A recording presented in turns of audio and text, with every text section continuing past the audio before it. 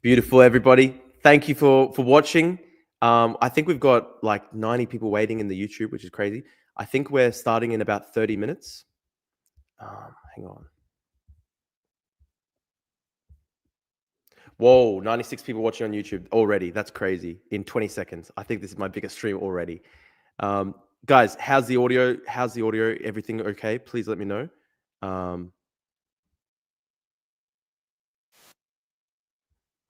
Beautiful. How's the audio? How's the visuals? Let me know.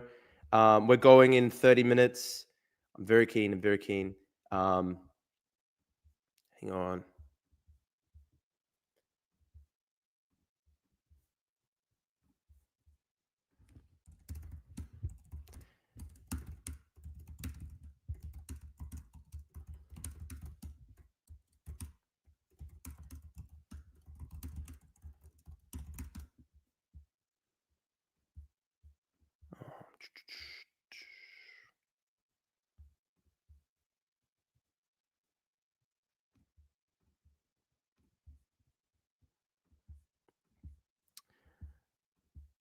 Visuals are insane. Beautiful quality. Beautiful. Thank you, guys. Yep, you should do well in the debate. Good luck. Thank you. Happy birthday. Hope your channel's growing, Drew. Thank you, guys. Is the audio okay? Drew looking dapper. Thank you, bro. Cool, guys. Awesome. This is going to be fun. This is going to be fun. Beautiful stuff. Beautiful stuff. I'm going to quickly share the link around a little bit. We've got a little bit of time, which is good. We've got like about 30 minutes before the thing actually starts.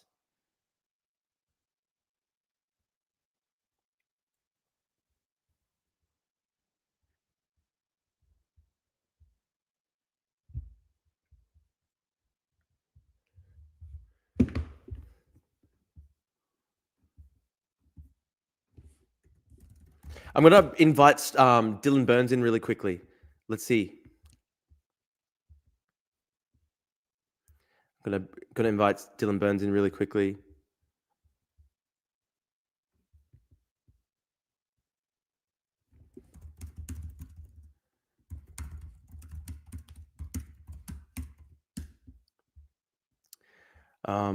Let's see. We've got 87 viewers live on YouTube. That's beautiful. We've got a couple hundred on Twitter. Guys, if you're watching on YouTube, leave a like and subscribe to the channel as well. It'll help us reach more people. Beautiful. Watching this debate with 21 children employees of mine who make scandal. Okay, dude. Debate of the century. Can you overview the debate, please? Yeah, we're debating Ukraine. Quiet before the storm. I got my Zelensky fit on, which is very funny. Beautiful, beautiful. Damn, I big, not one step back. Amen. Holy shit! I think we already cracked 100 live viewers, and it's 3 minutes into the live stream. So I'm very excited, guys. Leave a like. It'll reach more people. It'll be great if you can leave a like. Make sure to subscribe to the channel too. Damn, I'm excited. I've got my Azov Cup potentially if I need it. Quickly share the YouTube link.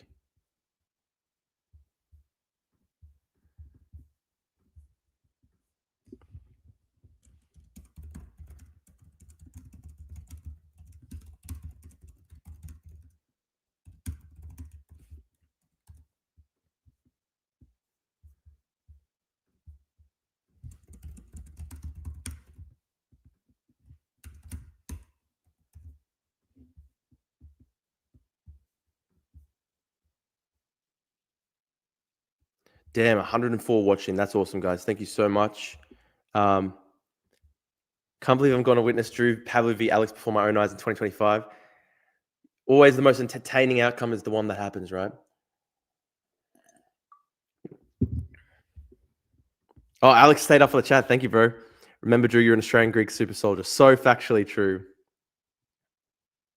Let's go, bro. Thank you, Alex. It was great fun the other night with our stream. That was great. Staying true on your values. The world rests on your shoulder, Drew. Thank you, brother.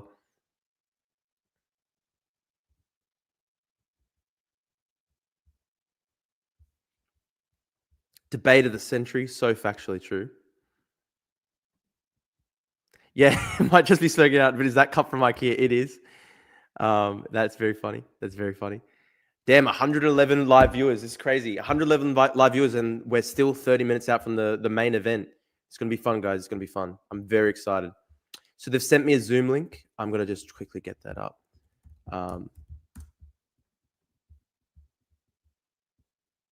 Pavlou is standing back and standing by. Thank you, bro. Zelensky has become a billionaire on the lives of people. That's so true, bro. That's so true.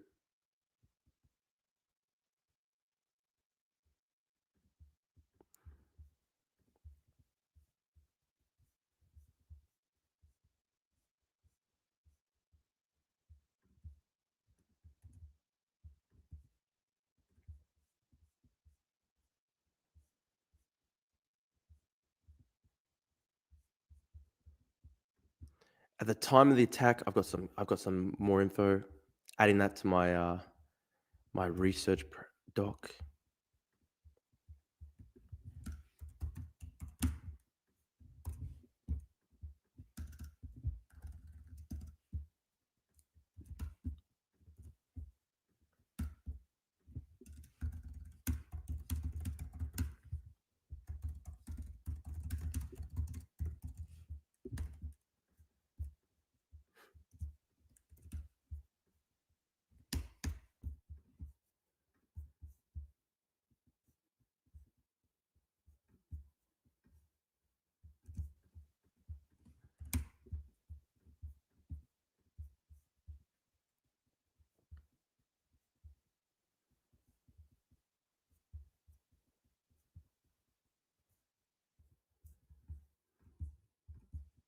Are you nervous? No nerves at all, my friends.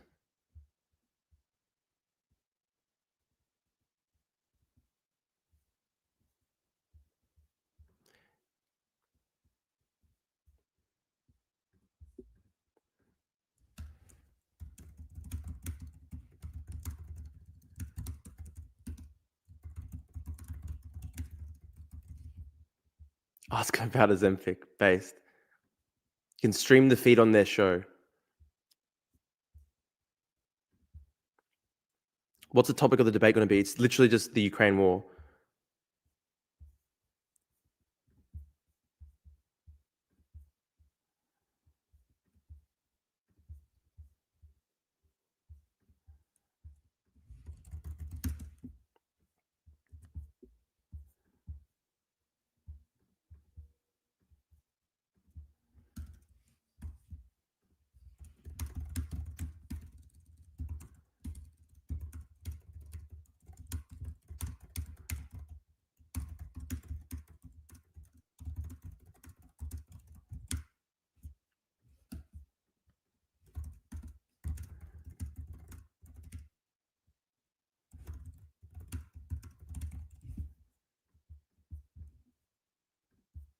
Oh, beautiful. Dylan Burns is going to come on for 5 minutes, which is great. Relate to him as an anti-CCP dissident. Yeah, you're right, Tom Foes. Oh, $20 by Chris Stewart. Thank you for the super chats, guys. Don't choke us, Berg. Happy birthday, Pavlou. Thank you, Chris. Salute to you, my friend. We're going to be fun. We're going to be having fun. Thank you, guys, for the super chats. Very nice of you. Yeah, we're already hitting 115 live. That's awesome. Oh, Philip Daniel, your birthday's tomorrow. That's awesome, man. Well, you know, June, lads. I think Dylan Burns is going to join in a second, which is going to be good.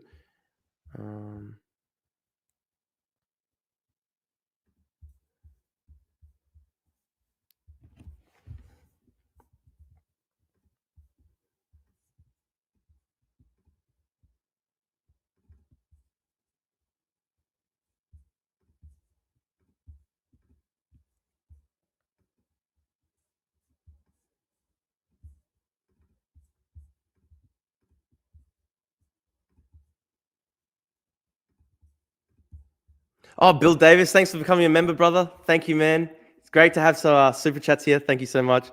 We're going to turn the We're going to turn the frog straight. Beautiful. Beautiful. Thank you so much, guys. Awesome stuff. Awesome stuff. Thank you, Bill, for becoming a member. Love all my super chatters. Thank you, lads. Okay, hang on. I'm just going to bring up the Zoom meeting in another window just to have it ready.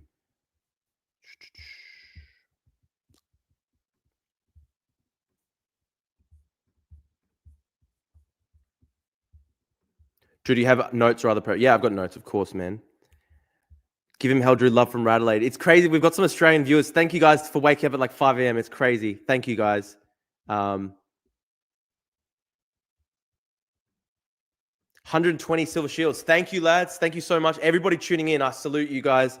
It's great to have so many people here. Well before the debate. It's great. Thank you so much. We've still got like 25 minutes or something like that. Oh, cool. We got Dylan Burns. Hello, man. Thanks for joining, bro. Hey, how's it going? How you doing? Great to have you on the stream. I've wanted to have you on the stream for ages. I think this is the first time we're properly talking live or anything. But yeah, man. Are you in Ukraine right now? Yeah, right now I'm in Kiev. I'm getting ready to head back to the front this weekend. I just got back from Pokrovsk City not too long ago, finishing a documentary about the battle that we were filming for about a year, all the way from outside of Avdiivka all the way to the city gates. And so, we're working on editing that, but, we got to get back to the front because the situation is, in Sumy, the situation is pretty bad right now. Of course, in Pokrovsk, when I was there, the city had like a 46,000 pre-war population. Now, when I was there, there's probably less than 1,000 people left in the city. That's crazy. Almost certainly less than 1,000. That's crazy, man. You're doing such good work, man. Thank you for what you're doing. I want to ask you, right? I'm just trying to check. I've got 20 minutes. We've got literally 19 minutes before the thing. I've got my debate prep and everything. What would be your main, what do you reckon are the points we should be hitting? Well, it depends. We're going to have an hour-long debate. We're going to have an hour. And what's the specifics of the debate? Is it like, should we support Ukraine? Does the deep state control Ukraine? Yeah, that's the thing. They haven't given me anything. It's just literally going to be in Ukraine, I guess. But he's going to bring out like the deep state. He's going to say we shouldn't support Ukraine and stuff like that. And I'm just going to be asking him why he supports the mass kidnap and transfer of Ukrainian children to Russia. These sorts of things. I want to try and actually nail him on this stuff. And the fact as well, like you had some great tweets today. These people just don't believe at all that Ukraine can defend itself at all. Yeah. You messaged me about two things specifically. Yeah. What were those two things? I think let me just biolabs and something else, I believe. Yeah, he'll definitely do biolabs and also what's the other one I was going to ask you? Hang on. I'll get my messages up with you. Thanks for joining at such late notice, man. I really appreciate it. Thank you, bro. Look, if I can help anybody make a better argument, definitely against somebody like Alex Jones, I'll help. Yeah, thank you, man. It's going to be exciting. I actually can't believe he even agreed to debate. I don't think he's ever done a proper debate with. I know he's debated like Destiny and stuff, but I don't think he's done anything like specifically on Ukraine before. Yeah. So let's since you don't have a lot of time, let me just get to the point on the biolabs. So the biolabs and Euromaidan, I think was the other one, like Victoria Nuland, sure. That sort of shit. Sure. We'll start with biolabs. So the biolabs theory, in my mind, I always thought the best argument against it is that you're falling for Russia's WMD lie. This is no different than saying that, and it literally is a weapon of mass destruction. What is a biological weapon? That originally the theory was it would target Russian DNA, which is so ridiculous because how would you even differentiate between Ukrainian, Belarusian, Russian DNA? And how can, in Ukraine is the center of like Soviet science when it comes to atomic research, when it comes to, space travel. They were the center of some of the best scientific developments of the Soviet Union. So of course, they're still going to have a lot of scientific research within Ukraine post the collapse of the Soviet Union. It's not like all those scientists just died or they like gave up on the pursuit of science because communism was over. No, they continued to pursue it. They developed civilian, biological research facilities that also exist in Canada, and that doesn't justify us invading Canada. But this is conspiracy theorists basically accepting Russia's WMD lie, and since they've invaded, they've stopped talking about it. When's the last time we've heard the Russians bring up biolabs? Is because they haven't found anything. They've taken over research facilities in southern Ukraine, but they haven't gone before the UN and said, here's all of the evidence, here's the biological proof, XYZ. They've said, here's some documents and stuff, but it's like anybody can make up a document. You think that it's impossible for the FSP to for the FSB or any of Russian intelligence to forge a document? And so to me, this is them falling for Dick Cheney's, we don't want the smoking gun to be a mushroom cloud. And they just accepted it because it was a foreign government and not the establishment they hate. They decided they would accept the Russian deep state over the American deep state. He loves Russian state media, loves Russian mainstream media, which is very funny. These are all great points about the biolabs thing. Euromaidan, Victoria Nuland, how you respond to that shit? Victoria Nuland did not get her way.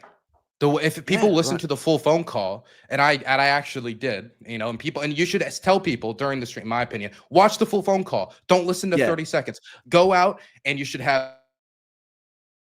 She wants the protesters to negotiate with Yanukovych. She wants them to come to a settlement, come to an agreement, and then have elections that come around the corner with Yanukovych still being in power until that time, because they wanted a settlement that would leave the Russians not angry enough that they wouldn't do something like invading. This is why they wanted them to hold back, because they were like, I don't know what the Russians might do if X, Y, and Z happens. And so the protesters literally rejected what the American government wanted them to do, continued to push until Yanukovych fled the country. And then we say, oh, wow, they were controlled by the United States. If they were controlled by the United States and it was really that simple, then they would have listened to the marching orders, but they didn't. Yeah, no, that's a good point. And I remember JP Lindsay was telling me, what was his thing? He was basically pointing out that Sikorski, the current Polish foreign minister, he was saying to the protesters, you have to stop this because people are going to be slaughtered. And I respect Sikorski, but it seems that a lot of the Western powers actually were like very scared. Like they were kind of they were wanting people to kind of like they almost blinked, right? They wanted to compromise. They wanted to compromise with the Russians. They didn't want to tell the Ukrainian protesters, everybody go home, just Yanukovych rule for 1,000 years. That's why they wanted to come to a compromise position that would prevent some sort of intervention. But at that point, Yanukovych had already killed so many protesters, and he passed anti-protest laws where people gather in groups of more than 2 or 3, then the government can come and arrest you. And if you're an American who cares about freedom of expression, would you accept Joe Biden or Obama saying conservatives cannot gather in more than groups of 3 to protest against this new gun legislation? No, of course you wouldn't. You would say on its face that that's anti-freedom, that that's anti-American. But when it comes to what happened at the time, most Americans don't know these facts. They just know that something happened, American government officials shake some protesters' hands, and then the government collapsed. But the Ukrainian people, they're not going to be convinced by some pamphlets from some NGOs. The reason they ended up pushing the government to flee was because the government went too far. Yeah, absolutely. Like he sent in the Berkut, they were slaughtering the protesters, dozens were killed. I wanted to ask you. Not only did they send in the Berkut, but they also hired gangs. They hired gangs to provoke them. So imagine Joe Biden outlawing protests and then sending MS-13 to go deal with protesters. Would Alex Jones say, oh, no, don't do anything about Biden. Everybody stay home. Don't be provocative towards the president. Of course not. Yeah, absolutely. Great points. The other thing, Burisma, because I've seen this stuff by JP Lindsay where he basically argues that Burisma was a Russian front company. That would really like smash, that argument. Do you have any, what's your sort of outlook when it comes to that Burisma stuff? I mean, I would just say you should probably default to JP Lindsay's argument on it. I think it's probably going to be more convincing on this. I honestly don't put a lot of attention into Burisma because I think it didn't really have much of an effect on U.S. policy. Even if the government was trying to buy, this company was trying to buy Access, I'm not convinced that it did buy Access or that it really changed anything. And I mean, since then, what ties does Burisma even have with the Bidens or going into his first term? And not to mention, it was Obama that was kind of leading point on Ukraine policy. He was the one that wanted this great reset with Hillary Clinton, right? Where they got Hillary to press the button with Lavrov and all that stuff. Exactly. Like Obama wanted the reset. And, this is a point that like sometimes the MAGA guys abuse, but it is true. I mean, at the end of the day, Trump was the first president who did hand over weapons to Ukraine. Whereas like, I won't give him that. I won't give him that. You wouldn't give that? Really? What's your take on that? Because the whole first impeachment had to do with him holding up the weapons aid. And the reason it went through wasn't because he became a nice guy and he realized what the bounds of the Constitution was. It was that it was veto proof and he couldn't. Yeah, good point. That's a good point. I mean, he did literally. I mean, he weaponized it, of course. Is there anything else that we should cover quickly before we start? Any other like common classic like lines you reckon that? I mean, what's the type of crazy shit that he might try pull out? I'm not sure. Like biolabs. I mean, deep state. I mean, money laundering is probably going to be the big one. Like there's probably a big one. They're going to say, maybe Zelensky's wife with the yachts and stuff, which is like almost the entirety of it is bullshit. I mean, it's of course that these the leaders, of course, are wealthier than the average person, but you can actually, the Kiev Independent published a report like a month ago showing the wealth that they had to publicly disclose of all these different political leaders. And you can see the luxury cars they have, you can see X, Y, and Z. And that has a certain amount of transparency where people can go look at it now. Like, yeah, the people who rule the Ukraine have some nice cars, but this idea that they're taking American aid to then repurpose it into mansions, there's just no evidence of that. Yeah, absolutely, absolutely. Shit, I'm just trying to think. I mean, we've got 10 more minutes. The money laundering. I mean, yeah, okay. Oh, this is a good one, right? Like, okay, when he says that, heaps of this money from America is being laundered, blah, blah, blah. I mean, we both know that the American money actually goes into basically American manufacturing to replace the ammunition, the military stuff that they're sending to Ukraine. What would you say on that point? Like the American aid's being wasted, blah blah blah, and also the other one, American aid being wasted. Also, what if he just, when he goes into the full isolationism stuff? I mean, there's the Budapest Memorandum. America signed that they guaranteed Ukraine's independence and sovereignty if they handed over the nuclear weapons. I mean, I think that's an important reason why America actually needs to intervene. What do you think?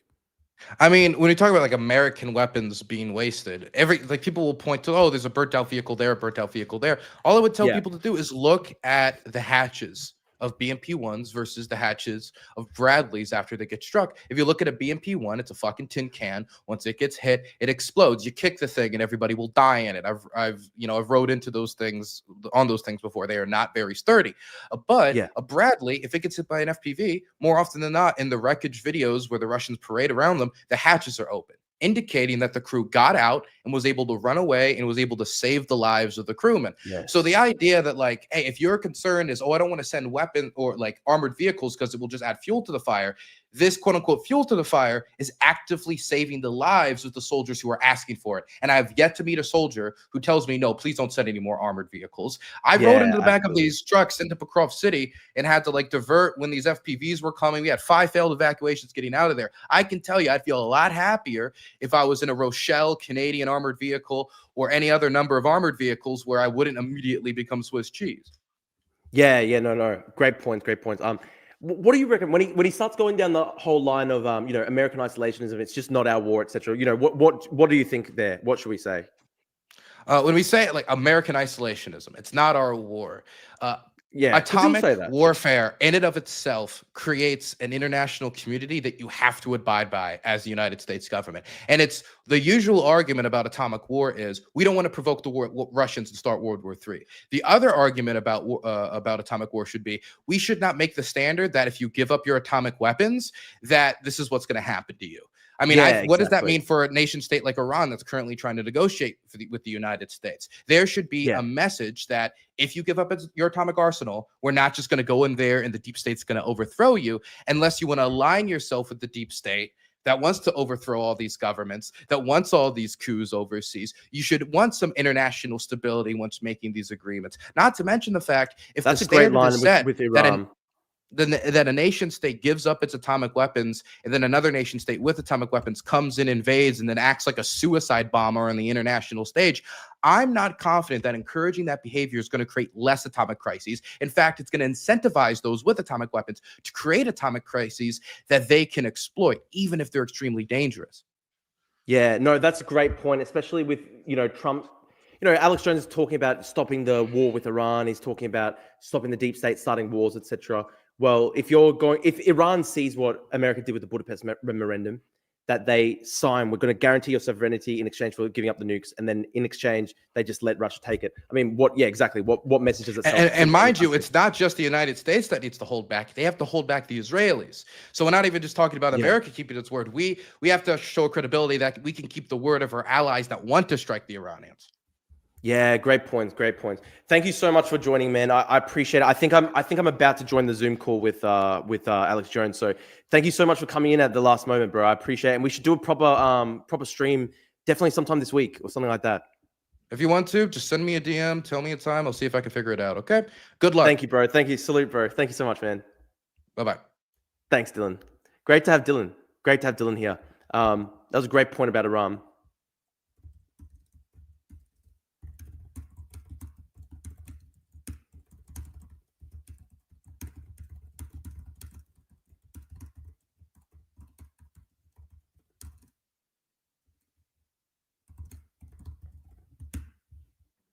Thanks so much to Dylan Burns for tuning in. That was so nice of him to come in last minute like that. Really was helpful. Great to have his points regarding like the biolabs, Victoria Null, and all this stuff. We've got 200 people watching live. This is already like double my last ever biggest stream, which is awesome, guys. Thank you so much. Russia literally funded Black Lives Matter is awesome. Google a news story where Putin brags that he still keeps his Communist Party card. Great stuff. Okay, I'm going to find that. Thank you so much for the super chat, by the way.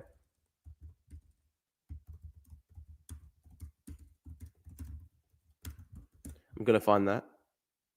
Yeah, Putin brags that he still has his Communist Party membership card. That's beautiful. I still keep it at home. Beautiful. That's a fucking great line. Thank you guys for that. That's great research from the chat. Thank you so much. That's awesome.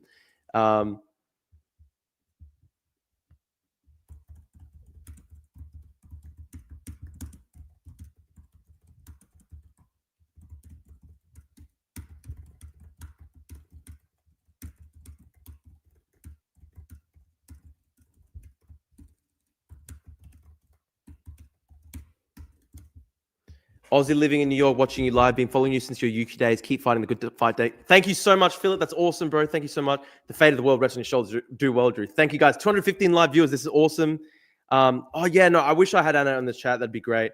Dylan comes from a school of Destiny G. Definitely a good debater. I've seen him around on the credit. Yeah, no, he's a good guy. Beware of gentry. So I'm literally going to start. Germany's with you. Thank you, guys. This is so nice. Thank you so much. Very excited. 215 live viewers is excellent. Guys, I'm going to be starting very soon. The Zoom call is open. They're going to put me in the Zoom call.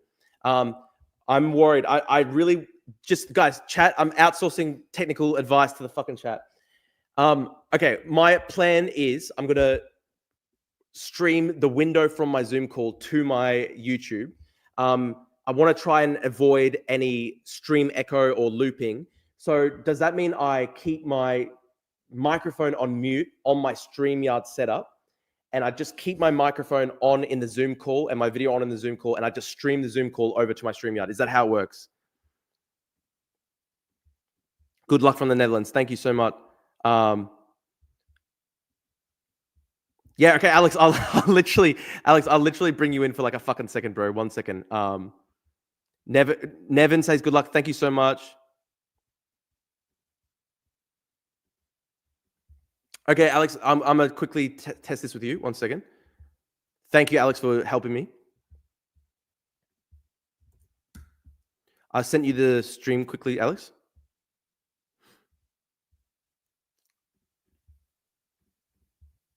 Noah Alter, you are the greatest revolutionary since Malcolm X, possibly even Emma Goldman. Thank you. Salute to you. Thank you so much, Noah Alter. I so agree with you. Greece is with you. Thank you, brother. I love the Greeks. I'm Greek Cypriot myself. Hi from Madrid. Go, Drew, go. Thank you so much. This is awesome, guy. This is fucking awesome. Thank you so much. 230 live stream viewers. This is awesome. This is like more than double my previous stream. This is awesome. Alex, hey, bro. Thanks for joining for a second, man. Bro, okay, quick technical advice, right? I'm going to have my StreamYard. Okay, I'll quickly show you, right? I've got the other window, which is going to be like this, right? So yeah, you're going to be capturing the window and not capture the window. Yeah. Capture the window. Does that mean I keep my my microphone on my StreamYard muted, and it should just? Sorry, go. So okay. In my Zoom call, I'm going to have the microphone on the Zoom call. I'm going to have, the visuals in the Zoom call, etc. I, in the actual StreamYard itself, do I mute myself in the StreamYard and close my camera in the StreamYard, and then it will come? Surely it would then come from the window without any echo and stuff, right? Yeah, you can. You may have problems with like the app and having your webcam and mic situated. So the best bet. Wait, so do you use OBS or Streamlabs? I'm using StreamYard right now. StreamYard. Yeah. And they're getting you to join a Zoom call, right? Yeah. So my thinking is I'll just literally stream across the Zoom call into the exactly. It might not let you join with your webcam though. No, because I'm going to turn my webcam off on this call. The webcam will be on in my Zoom call, and then the Zoom call will be me and Alex Jones, and we'll stream it across. The window will be streamed across into the StreamYard. Or worst case, you can just capture his stream and then stream it to yours as well. Yeah, worst case. Yeah, there's a few ways you can do it, but either way. Yeah. Sorry, guys, just some quick technical stuff because I just don't want to fuck up the whole audio looping and everything. Yeah, of course. This is funny. I always thought you had a thick Greek accent first time hearing you speak. Dude, I've got an Australian accent. I'm literally like fully Australian, basically. It's about Australian as they come, mate. Yeah. It's good luck from old North Wales to New South Wales. Oh, awesome, man. We've got some people in Wales. It's so cool. So yeah, we're literally going to be starting in like moments, guys. Important point to make, if possible. Ukraine not only gave its nukes up in the 1994 Budapest memorandum, and ended up dismantling, returning to Russia the strategic bombers that Ukraine used to have. Yeah, well said. Beautiful stuff. We've got holy shit, 250 people Gay watching live. Frogs Alex Jones remix before he starts. Yeah, actually, good point. Let me get that up. Get that up, and then good luck, brother. Have fun. Thank you, bro. Thanks for joining in. I no appreciate worries, it, man. Thank you so much. All good, bro. Speak to you in a sec. Thank you, bro. Thank you. Yeah. I'm gonna quickly 1 second. I'm gonna put the frog shit on. Okay, hang on. Amphibians. So they're in. Frogs are amphibians. So they're in the major water dump off systems. And like 10 years ago, they had a show on Democracy Now! Okay. And they had one on PBS. Okay. And I played the reports how most of the frogs were asexual or were trying to have sex with other males. Beautiful. And so frog populations were going down 90%. And I talked about it. The media attacked me and said Jones is homophobic against gay frogs. So I made the joke. I said, oh my God, they're putting stuff in the water to make the freaking frogs gay. And they took that out. Anybody can search Democracy Now! Anybody can search PBS. And so it becomes this debate about Alex Jones. Thanks, David. Instead of the runoff is so toxic that our kids are involved in, and the emasculation of men, and it causes women breast cancer. The frogs. Frogs are amphibians. Frogs gay.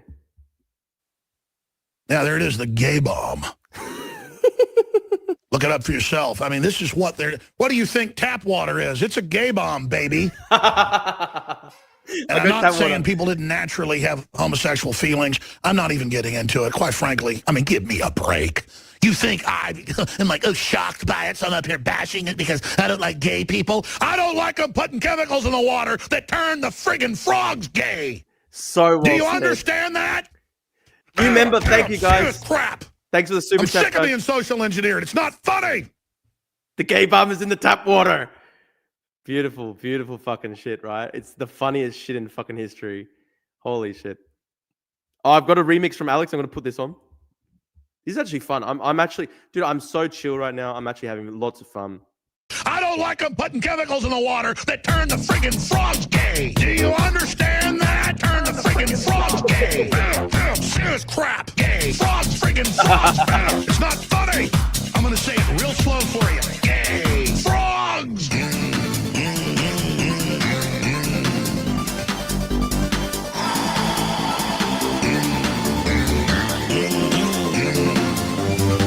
Won't you fight for your life? Gay frogs, friggin' frogs. I don't like the frogs. Gay friggin' frogs. Frogs. Friggin' frog crap. Won't you fight the frogs? It's not funny. I'm gonna say it real slow for you. Frogs. Beautiful stuff, man. Beautiful stuff. It's good to go on to that just before it's Pride Month as well. We've got to stop the frogs going gay. It's so important. We've got 272 people watching live. This is crazy. This is like literally 3 times bigger than my biggest previous stream. Thank you so much, everyone who's been joining. Thank you, everyone who's done super chats and joined up as a member to the channel. It's really nice of you guys. I just quickly did a tech support chat for the chat. Tech support. I'm using StreamYard. I joined Alex Jones Zoom call. I stream the window. I mute mic and StreamYard to avoid echo. That should work, right, guys? That should work. I don't want to fuck anything up. That's the only thing. Yeah, people saying it should work. Okay, that's my only worry, right? My only worry is I just didn't want to fuck up the tech. Guys, we're literally joining. It's literally starting in like 10 minutes now. So I literally got the Zoom call. Hang on, I'm literally gonna get like the Zoom call up. 1 second. As you can see, I'm literally waiting for the fucking Zoom call. Beautiful. Like they've literally sent me the Zoom call. I'm waiting for them. And the peace, I've got full peace behind me. I feel so peaceful. I've got the beautiful Greek Orthodox icons that are guarding the stream. They're guarding the stream. They're going to protect us from the demonic the demonic New World Order of Russia, the beautiful Greek Orthodox icons. I'm actually the manager of Drew's team of 18 outsourced Indian child researchers. Hashtag fact check true. Do it for the Cyprus invasion in 1974, bro. We will free Cyprus. That's it. Full support from Denmark. Thank you so much, guys. Guys, if you're watching, remember to leave a like on the stream. The more likes on the video, YouTube recommends us to more people. I think we've got 134 likes. That's great. Please leave a like on the stream, guys. Also, if you're watching, please subscribe to my channel, guys. I stream every day. We've got 8,730 subscribers. It'd be great if we can try and hit 10,000. That's my goal. So who's the icon of? So I've got St. George. I've got St. George, the Dragon Slayer. Oh, shit. You can't really see because of the... Oh, hang on. I moved it so that the light is... St. George, the Dragon Slayer, the defender of justice and righteousness. I got Archangel Michael and Gabriel as well. Beautiful, beautiful. I moved them slightly so that the light doesn't glare off them. Very important. I love my beautiful icons. I've got my do it for Big Ange. Yeah, absolutely, Big Ange. That's it. Guys, like, share, and sub. So important. The debate is going to go for 1 hour. They tell me. So they told me 1 hour. Are you religious? Listen, I'm Greek Orthodox Christian. I'm not like a fundamentalist or anything, but I believe. I believe. I love it. I love it. They're turning the frogs gay, bro. We gotta stop it. We gotta stop it from happening. The frogs are turning gay. We gotta save the frogs. So important. It's Pride Month. We are the 300. Dude, this is the 300 from fucking Thermopylae. Sparta. We're gonna fucking destroy this. Beautiful. Yeah, it's not the real Alex Jones. Real Alex Jones died yesterday in a nuclear attack. Should I ask Alex Jones if he was born a woman? That could be a good question, right? Godspeed, Drew. Thank you, guys. We are literally the fucking 300 from Thermopylae. I appreciate the support, chat. You really, it's getting me in the fucking battle mindset. I'm fucking keen. This is Sparta. Beautiful stuff, guys. Actually, I'm gonna put that up really quickly. Just really fucking get everybody fucking hyped up. Hang on. I'm gonna put up.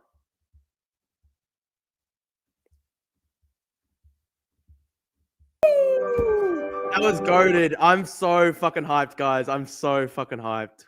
Woo! I'm so excited. I'm so excited. We got 300 people in the stream. Beautiful stuff. I'm so fucking hyped. So fucking hyped.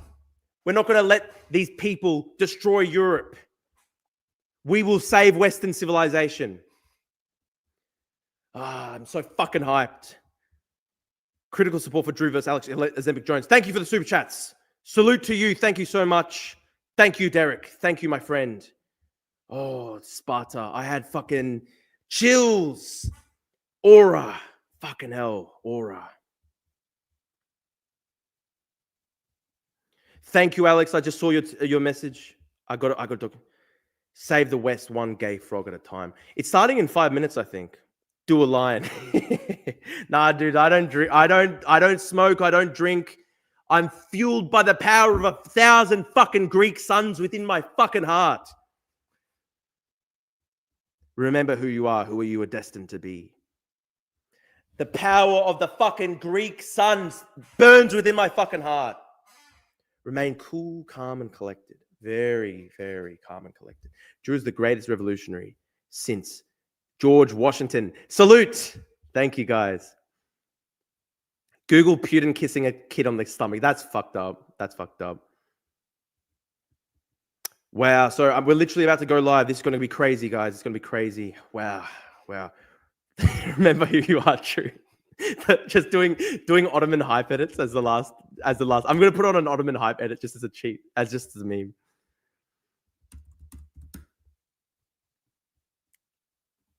Wow. The fucking aura. Fucking aura, guys.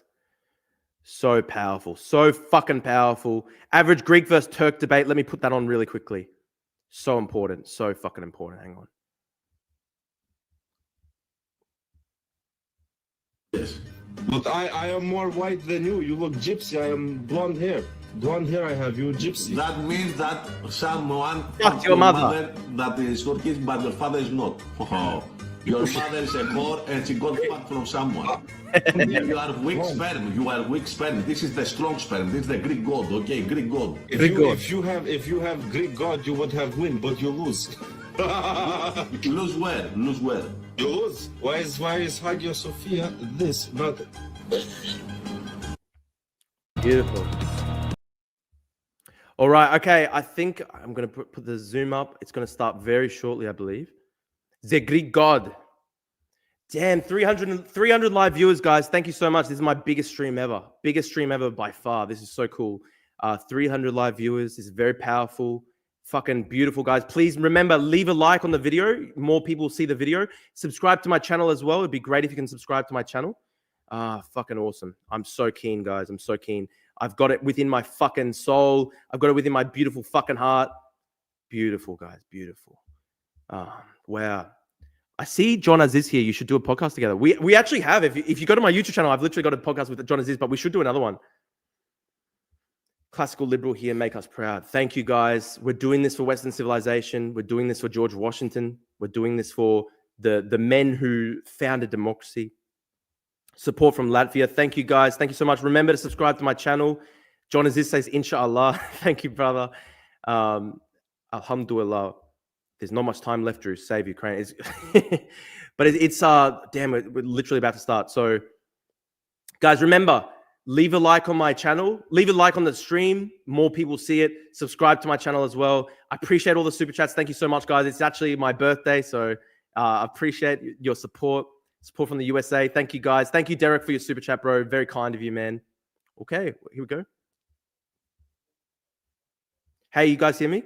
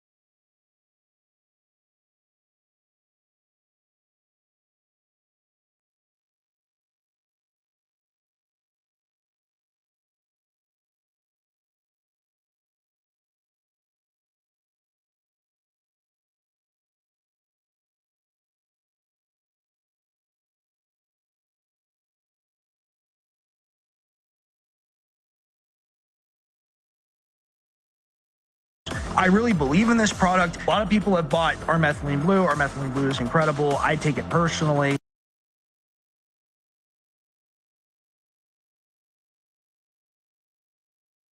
Yeah, I mean, like, this is a solid product. Take this in the morning, a couple hours later, you'll experience the cognitive benefits of it. I mean, it's so good, it's scary. It's just amazing. So yes, it really does work. It varies person to person, but it's amazing. About 15 minutes ago, I took 10 drops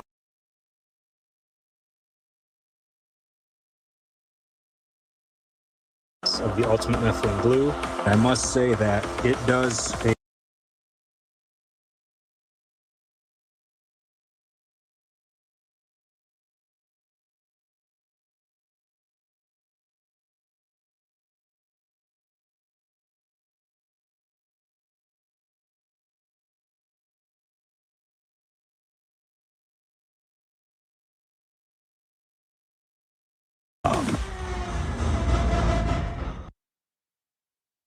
our medical grade USP ultramethylene blue.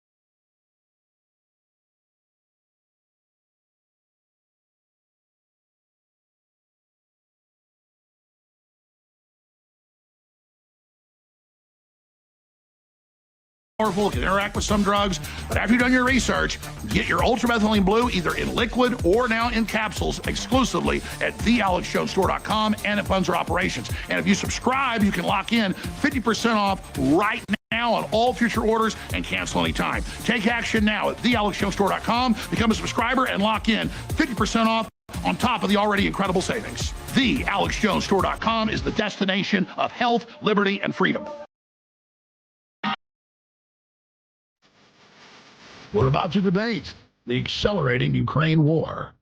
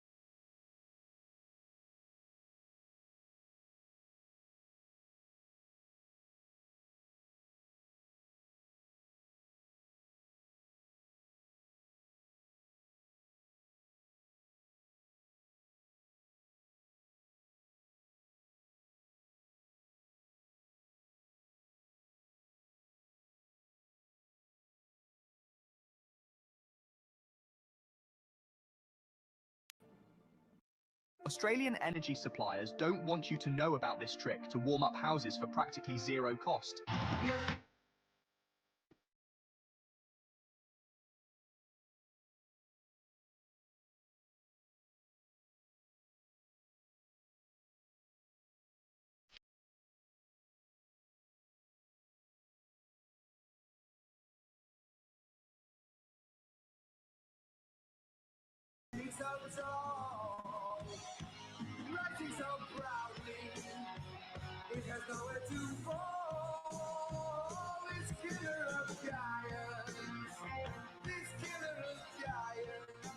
The bottom line on nuclear weapons is that when the president gives the order, it must be followed. There's about 4 minutes between the order being given and the people responsible for launching nuclear weapons to do so. As president, I will make it clear that the United States will treat cyber attacks just like any other attack. We will be ready with serious political, economic, and military responses. They're voting for peace on planet Earth if they vote for Trump. But if they vote for Hillary, it's war. We came, we saw, he died. With her, you'll end up in World War III.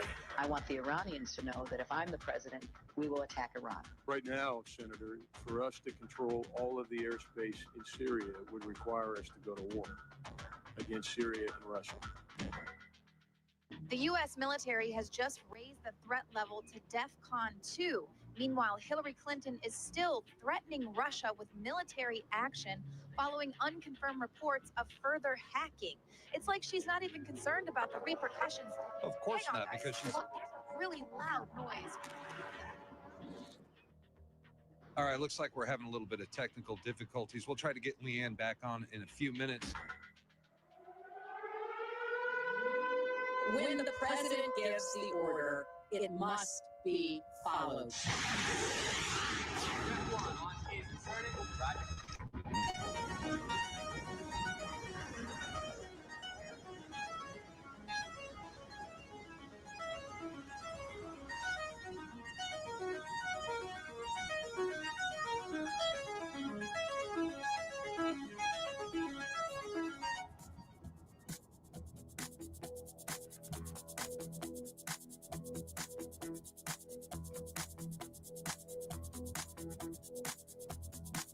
All right. For most of the hour, I'm going to have a discussion, a debate with Drew Pavlou. He is a political activist. This is his bio. As human rights advocate, research clerk, Education University of Queensland. And he is a Australian political activist. And he spent a lot of time in Ukraine recently, covering the war there up at the front lines. It's very interesting footage of that. And he's been featured on 60 Minutes and a lot of other programs. It's on X at Drew Pavlou, Pavlou, Facebook and everywhere else. I wanted to get him on because I just saw like a post with millions of views saying Alex Jones almost brought to tears over strikes inside Russia. And of course, that's not true. The sun's setting, the sun's in my eyes. But whatever, it's funny.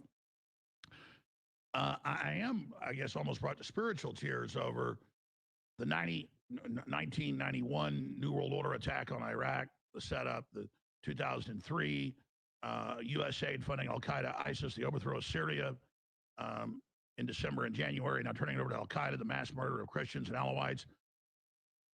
I've always been anti-globalist war.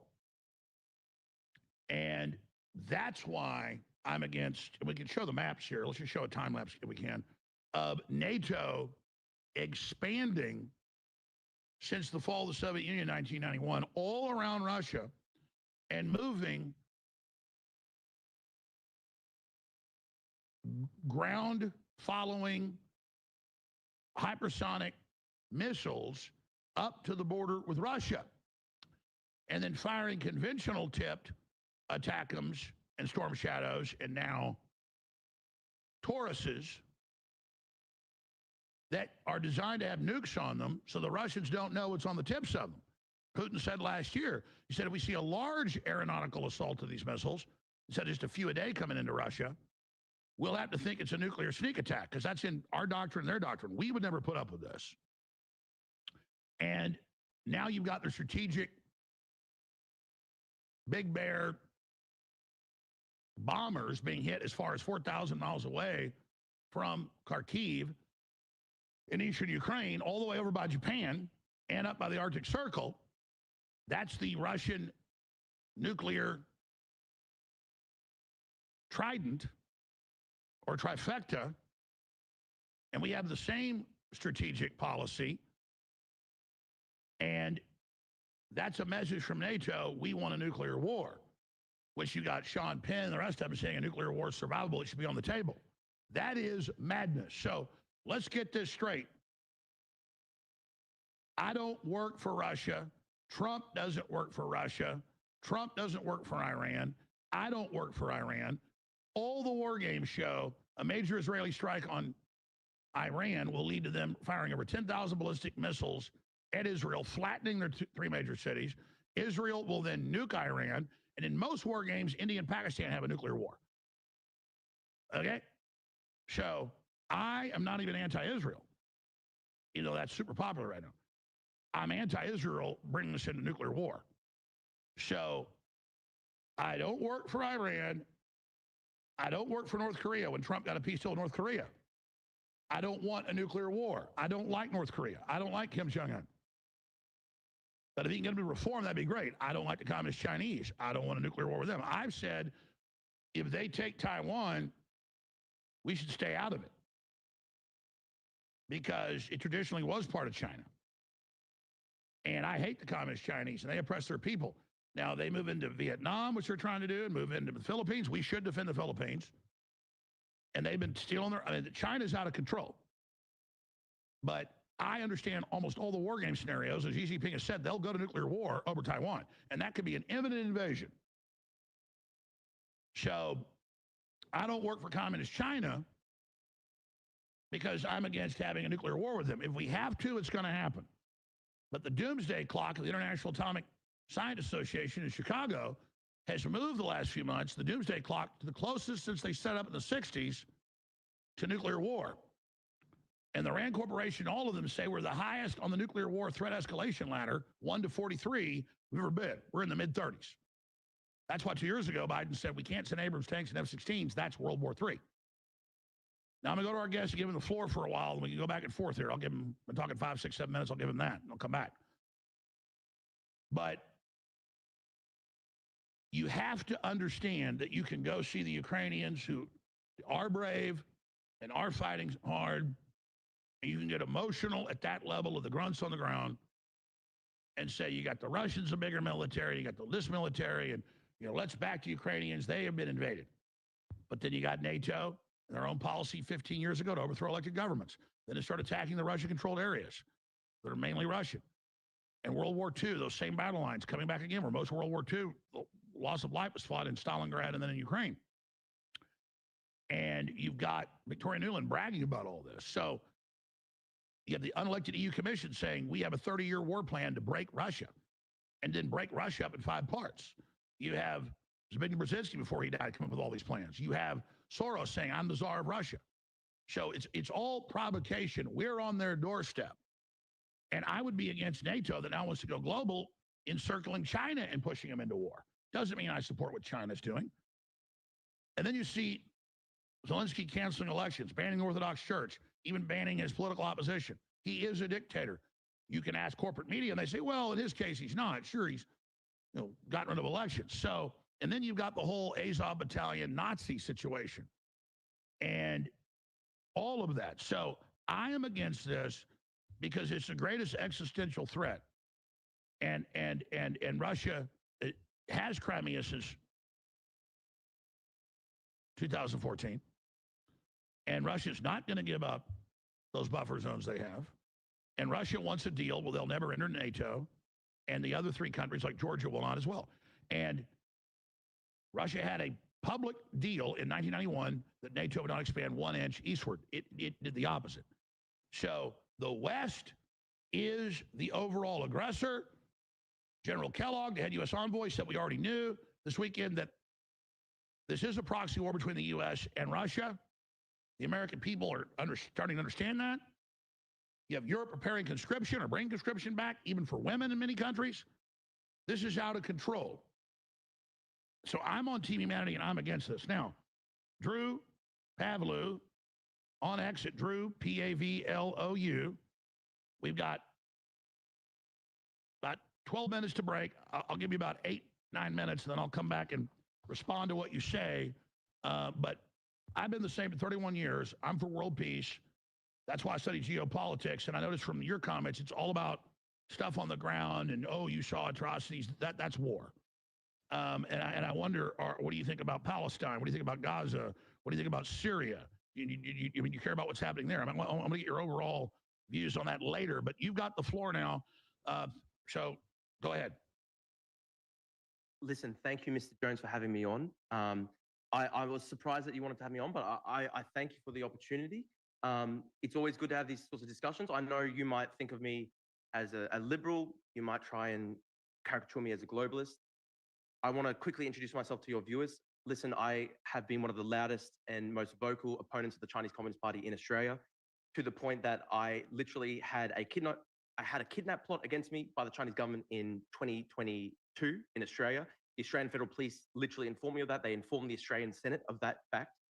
So I'm somebody who is fundamentally at my core, somebody who's anti-totalitarian, anti-communist. And my whole question to you is why you are on the side of the Russians when they are fighting under Soviet hammer and sickle flags in some of these areas. They are building up Stalin statues. They're building up Lenin statues in the occupied Ukrainian territories. The Ukrainians blow up the Lenin statues. They blow up the statues of Stalin. Stalin, remember, killed millions upon millions of Ukrainians in a genocide, the Holodomor. They starved millions of Ukrainians to death. The Bolsheviks, this is what they did to the Ukrainians. This is why fundamentally the Ukrainians do not want to be part of Russia. For me, this is fundamentally a question of, do the Ukrainians have a right to have their own country, have their own national identity, to be separate from Russia?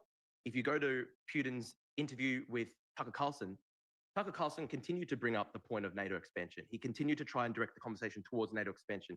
And if you watch that interview, which I watched 3 or 4 times, Putin, over and over and over again, kept on steering the conversation away from NATO expansion and instead talking about 1,000-year-old historic claims to Ukraine, talking about Ukraine basically being always part of the Russian Empire, saying that the Ukrainian language is basically a fake language, the Ukrainian nation is basically a fake nation, essentially saying that Ukraine is a fake country, it should become part of Russia. And so this is not really just a question of, oh, well, NATO expanded around Russia. It's not really just a question as well of, oh, here are some provinces in the east where there might be some conflict. No, this is fundamentally a case of Putin and the Russian elite not accepting Ukraine as an independent country. They'll never accept Ukraine as an independent country. I don't want war, Alex, Mr. Jones. I don't want war. If I had my way, I would have a ceasefire right now down the current lines of control. Of course, in my heart of hearts, I would love to see Ukraine be able to take back the Donbass and Crimea. I think these territories are legitimately Ukrainian. They're part of the Ukrainian nation. But I went to Ukraine 2 months ago. I know that the people in Ukraine want peace. They want peace as well. They want a ceasefire. I think that they're willing to accept that maybe Ukraine will never legally recognize these as legitimate Russian territory, but they're willing to accept right now a de facto line of control on the ground, freeze the conflict right now. I want to ask you, Mr. Jones, whether you're familiar with the peace proposal that Ukraine brought to the Russians in Istanbul. They are offering right now full and unconditional ceasefire in the sky, on land, and at sea as a necessary background for the peace negotiations. They're asking for the Ukrainian children who have been deported and kidnapped and taken to Russia to be raised as Russians. They're asking for those children to be returned. I think any human being with a heart would have to say that the Ukrainian children who've been taken from the occupied territories and transferred to Russia and they've disappeared into the Gulag system, they've disappeared. People don't know where these kids are. Anybody with a heart should have to say these kids need to be returned as part of peace, a part of a peace proposal, right? So listen, Mr. Jones, I'm not calling for total war against Russia. I don't want nuclear war with Russia. No one in their right mind wants this. What I would like, in my heart of hearts, I'd love to see Russia expelled from Crimea and the Donbass because I think they're Ukrainian territory. But listen, right now, if they could cease fire on the current lines of control, I think everybody in Ukraine would take that deal. Even Zelensky would take that deal. The Ukrainians are taking that deal to the Russians. They're saying, we will stop the war right now. Let's stop the war right now. Let's have no more attacks in the air. Listen, the other day when I called you out, Mr. Jones, this is the reason why. You were upset about the bombers that were blown up by the Ukrainians, the drones. And fair enough. Listen, I understand that the way you explain this, you say that you're wanting to avoid nuclear war. You want to avoid escalation. Okay, I understand this. This is the problem though, Mr. Jones. The day before that attack, the Russians launched the single largest drone strike the single largest attack against the Ukrainians in the entire 3.5-year war. 520 drones were launched against Ukraine. And these are sort of like the Iranian Shahed type drones. Iran is literally sending Russia the weapons. China's sending Russia the weapons. You know, I'm somebody who founded my whole political purpose on opposing the Chinese Communist Party. And they're fully backing Russia. They're fully backing Russia. Russia today is basically a state that defines itself by hating the West. You've had Dugin on your show. Dugin talks about how much he hates the West. Dugin talks about how the West is responsible for all colonization and evil in the world. He says that the Anglo-Saxons are the most evil people in the world. They talk about, you've had Solovyov on your show. Solovyov talks about nuking London, talks about nuking America.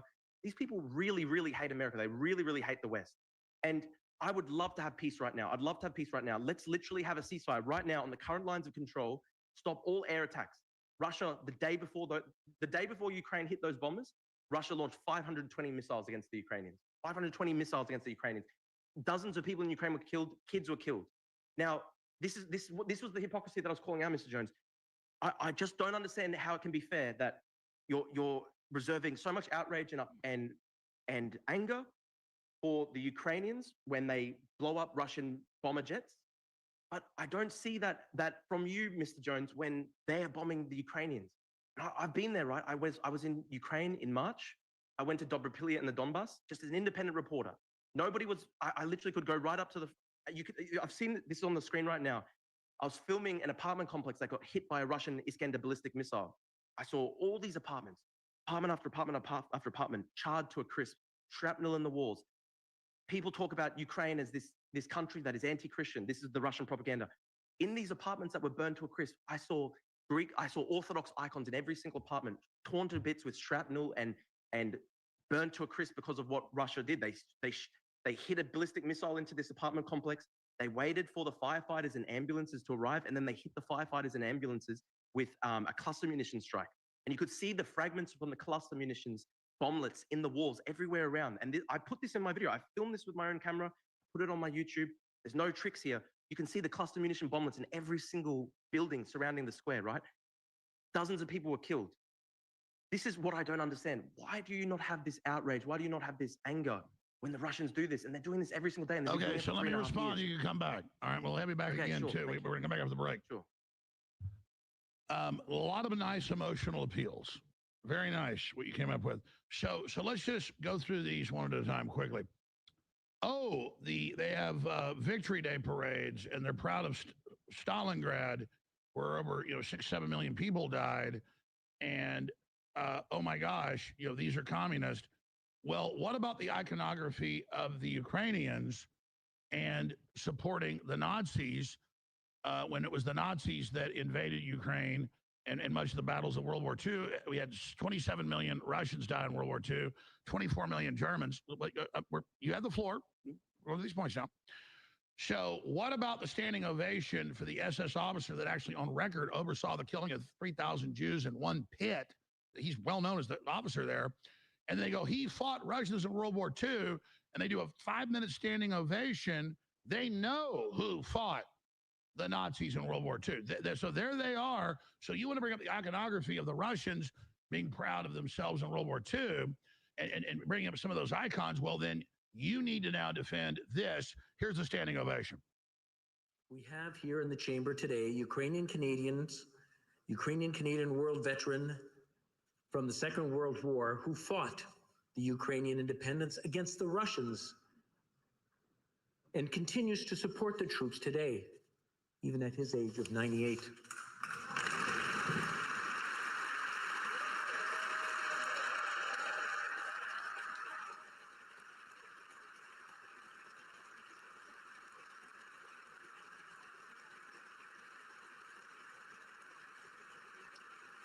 All right, this goes on for 5 minutes, but it's on record. Then write your notes because you'll be able to come back and respond. But we're going to break a minute and a half. You'll come back and respond. Then you say, oh, they use cluster bombs. Well, it's on record that NATO started using them first. You call it Ukraine. Then you say Dugan and them hate the West. No, they hate the neoliberal, transhumanist West ideology that Americans hate as well and is anti-Christian antithetically. Use emotions about a bomb building. And so there's a picture of Jesus on the wall and a bullet hole in it. Putin just shot Jesus. That's emotion. Then you continue on and the key, and we'll go to break and come back and respond to all this. So write it down. You said, oh, Putin doubled his attacks or increased them the week before this 18-month planned Operation Spiderweb was launched against their strategic trifecta. But we know in the month before, Ukraine doubled their attacks. And right before the attacks of the new Pearl Harbor, we have on record, the German chancellor and the EU and NATO saying we're now authorizing long-range attacks. Then they happen days later. So you maybe, I don't think you're ignorant, you're smart. You know that on the eve of the peace deal and the month building up, Ukraine massively increased attacks. Zelensky, in his little cookie monster voice, his little dictator outfit, got up and said, we crushed him, Putin be dead soon, we hit Moscow every night, to mess up the peace deal. Then Putin responds back as he's about to escalate again, as he told Trump today. And it's like, oh my God, and our media doesn't cover it to deceive people. We'll be right back. Stay with us. RFK Jr. mixes something into his drink, people pay attention. Plenty of folks are wondering what was in that little bottle he uncorked during a flight. What is Bobby Kennedy Jr. dropping into that glass of water? Methylene blue. Mel Gibson also praised methylene blue on Joe Rogan recently. This stuff works, man. A stimulant stimulates cells themselves to turn the cell up. This turns the energy up. That's why there's no letdown. That's why you can take this and go to sleep, too. But you sleep better on it, in my experience. No, I really like it. I'm going to have to get on this stuff. Here, show her Kennedy taking it. Kennedy literally gobbles it. He must be doing something right. That ripped bod is 73 years old. Our methylene blue, medical grade, made in Florida, is incredible. Cleans out your mitochondria, clarity, focus, energy. You've seen the rave reviews of every guest we've had on. It's game-changing. I feel like, wow, there's power in coalescing all your thoughts. Did you hear our last guest, what she said happened to her? No, what? She said brain fog just lifted. That's what it feels like. I feel lighter. It's really interesting. I almost like feel smarter. This stuff kicked in and it like instantly I just felt like this weird meditative energy. I don't know how to explain it. I don't feel jittery. I just felt like instantly like I went from 5 hours of sleep like I got last night to like 10 hours. I don't know how to explain it. This stuff's new to me, but I like it. Methylene blue works for me. I just kind of feel like I'm sitting up straight more. I'm thinking more. The thoughts are coming in easier. I'm making decisions faster, and it really does. And it gives you clean energy. When I'm talking, it seems like it's not really me talking. I can hear my talking and going, wow, you. I agree. It's almost like an out-of-body experience. It's like you're behind yourself. That is what it feels like. But my brain's going really fast. It clears the brain fog where you're actually able to focus more clearly. For me, it's like a fog lifted, but it was like a veil lifted off, you know? Incredible. Best product that I've purchased so far. Yeah! I feel more energetic. I feel more alive. I found that within 30 minutes of taking it, I have improved focus, improved short-term memory, improved energy. But if I take it late in the day, it doesn't interfere with my ability to sleep, which is very rare for something like this. I get a tingly feeling in my fingertips. It's almost like it's improving my circulation. I feel tingling fingers. Methylene blue radically increases glucose uptake in the brain. Okay. So it makes you better and more efficient at using your sugar. We all know the brain uses like 25% of the calories in the body or something crazy. They've done studies that chess masters burn like 5,000 calories in a day in a tournament because they're so focused on directing energy to their mind as they're thinking so critically that it's like almost like an Olympic athlete. Well, think about this stuff. It operates in a very similar way. That's the real thing methylene blue does. I really believe in this product. A lot of people have bought our methylene blue. Our methylene blue is incredible. I take it personally. But yeah, I mean, like, this is a solid product. Take this in the morning, a couple hours later, you'll experience the cognitive benefits of it. I mean, it's so good, it's scary. It's just amazing. So yes, it really does work. It varies person to person, but it's amazing.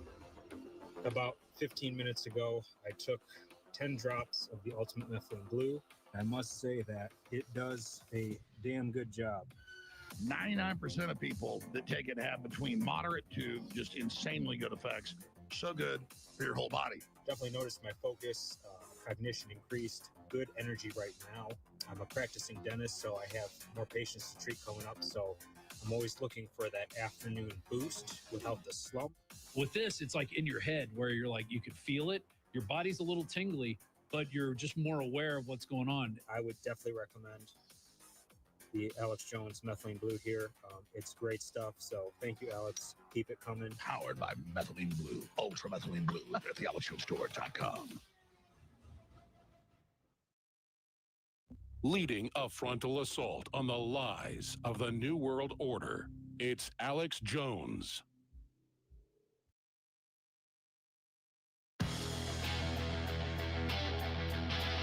Coming at you Live from Austin, Texas, broadcasting worldwide, it's Alex Jones. This broadcast is over in 27 minutes. Alex Shore takes over from the War Room, Infowars.com/show, and Real Alex Jones on X. But I want to invite Drew Pavlou back on to do a whole hour and a half Friday, if he can do it, or we can do it sometime next week, so we can have a larger discussion because there's so many points brought up here. I'd like him to respond back to my response. He can bring up any points he wants, but just to talk about them putting back up Stalin and Lenin statues where they got cut down by the Ukrainian government in eastern Ukraine.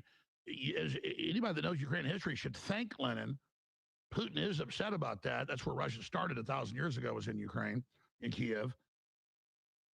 On record, Lenin's the one that gave it its own sovereignty and made it its own country, and then made it where 40% of Russia's industry and weapons were produced, and where much of World War II after that was fought. And Russians really don't like Lenin. They see Stalin as a liberator from him and his persecution of Christians and kulaks and others. So I don't know if you know all that history. You seem like a pretty smart guy. Also, the Ukrainians on record, government, the NATO folks, they park everything in these residential areas for that, and you can respond to that if you don't, if you disagree with that. But at a larger point, Ukraine has broken every discussion or peace deal that has been brought up, and you didn't. So I'd like you to respond to, or you can deny it if you want. It's on record. The Cookie Monster, as I call him, bragged about it. Zelensky, that they had increased aeronautical attacks with missiles and drones in the month before this, and to kill the peace deal. And now Putin's about to respond. He told Trump that today, massively, to what just unfolded. And then, of course, there's the issue of hitting their nuclear strategic trident or system. Their three-pronged approach. We have the same doctrine here. And so that's a real concern to me. So I want to believe you, Drew, that you don't want nuclear war. I don't know if you know that in most of the war games that are done, this is leading directly to that. But you've got the floor for another 7 minutes or so to respond to any of that. Thank you, Mr. Jones. I want to quickly say, I want to go point by point. Firstly, I'm not going to defend the stupid Canadian Parliament moment. This was just Trudeau being stupid. This is Trudeau's idiocy. Listen, if we want to talk about the Nazis, we can talk about Rusich, which is a neo-Nazi group with the Russians, fighting for Russia in Ukraine. Listen, 7 million Ukrainians fought Nazi Germany. Zelensky's grandfather fought Nazi Germany. I really take issue with your idea that Lenin created Ukraine. Ukraine is a country with hundreds of years of history. The Ukrainian language has hundreds of years of history. In the time of the Tsars, 100 years prior to Lenin, the Russian Tsars issued orders, issued laws to try and ban the Ukrainian language because they were saying the Ukrainian language does not exist, and they had to put forward their own laws to try and ban the Ukrainian language. This is 100 years prior. Let's ask you real quick. 1,000 years ago, Slavs are all called Slavs because the Orthodox priests in Ukraine that ended up founding Russia. I mean, you know about that, right? Yeah, look. Of course, modern Russia kind of has its origins sort of in Kiev Rus, but it's a very complex situation because modern Russia was then divided from Kiev Rus by the fact that the Mongol hordes came in for hundreds of years, and then the Muscovites they split off for hundreds of years. Liberated Ukraine. Sorry, could you say that again? And then it was, they conquered, and then it was the Moscow tribe of the Slavs that came and liberated what is Ukraine today later. My point is that Ukraine and Russia, maybe they had a sort of somewhat shared history 1,000 years ago, but they diverged for hundreds of years because of the influence of the Mongols invading Russia. I mean, Ukraine developed its own identity. Ukraine developed its own language, its own peoplehood. And the fundamental question here is, do the Ukrainians want to be part of the Russian Empire? Tell me, Mr. Jones, would you want to be part of the Russian Empire? I mean, we know what Stalin did to the Ukrainians in the 1930s. I know you were saying, oh, well, the Ukrainians should actually be happy for Stalin and Lenin because Lenin created Ukraine. Listen, I didn't say again, Stalin. Stalin persecuted the Ukrainians. I said Lenin. Yeah, exactly. Would you accept, given the massive persecution of the Ukrainians, the Holodomor, the genocide of the Ukrainians by the Bolsheviks, would you accept? Of course, there is going to be a lot of strong feeling in Ukraine that they don't want. Yeah, that's why the Ukrainians saw Hitler as a liberator in World War II. I never said no. 7 million Ukrainians fought for the Soviet Union in World War II. So you can't say that the Ukrainians all saw Hitler as a liberator. I didn't say that. That's just but too it's big well a claim. known. I mean, you take Freeland, the Trudeau's vice leader. I mean, her grandfather was one of the head Nazis there. Listen, there was a tiny faction of Ukrainians that collaborated during World War II, but as I Well, said, when Zelensky was 7 million asked 2 years Ukrainians. ago about the Azov battalions being their core forces and being Nazis, he said, yes, they live here too. Yes, they are. Oh, big deal. Cookie Monster. Listen. 7 million Ukrainians fought for the Soviet Union in World War II. Zelensky's own grandfather fought for the Soviets in World War II. So what do you say about the Azov battalions and all their Nazi rituals? Listen, Azov battalion was incorporated into the Ukrainian military many years back. They purged a lot of the more extremist Nazi elements. I don't agree with any far right stuff, but listen, at the end of the day, Russia has, hardcore Nazi elements in its army. They've got the Russich neo-Nazis in the army. Wagner, which was a massive force before the Prigozhin rebellion. Utkin, one of the lieutenants in that military, had SS tattoos on his collarbones. So there's this long history of neo-Nazism in the Russian military. And listen, I want to go through. You said, oh well, Dugin doesn't hate the West. He just hates the neoliberal, the New World Order, etc. Listen, let me read to you some Dugin quotes. He says, the West is geographical Satan, the Antichrist. He calls Anglos a race of rats. He calls them subalterns that oppress everybody. He calls for the destruction of the West. He actually has a quote once. He said the West should be cleared out and Chinese and Tajiks and Kazakhs should come in and settle the West to restore, freedom to the West. He says the West is dead land. He praised Robert Surratt. Recently, Oh, really? It doesn't sound like you're reading quotes there. It sounds like you're reading like sections. No. These are literally his quotes. I did research. No, on I mean, I've read his books. Right? I didn't see that exactly. He's mainly against in his book. He's mainly against the new Atlantis in the British Empire and Francis Bacon. Can I ask you a question? Right? Would you accept that in his book that the manual that was very popular in Russia, the Russian military, etc. He actually says all of Ukraine except for Western Ukraine should be annexed and occupied by Russia. This is in his book. He says Ukraine should not exist. It's not a legitimate entity. All of Ukraine should be occupied by Russia. Do you think his? I mean, I read the book. I mean, does that sound like NATO part of Russia? My point is, I see that Russian claim. You can argue it both ways. It's mainly a Catholic Orthodox split that's been going on for 1,000 years. But let's just go back here for a minute. Okay, I'm not debating there's been beefs on all these sides, and that Russia's done stuff with the Poles and all the rest of it. What I'm saying to you is that, do you understand everybody else's perspective? We don't want to be in a nuclear war over NATO using these divisions to try to weaken and bring down Russia. I mean, the deputy head of the EU Commission said 2 months ago, we want to use this to bankrupt Russia and break Russia up.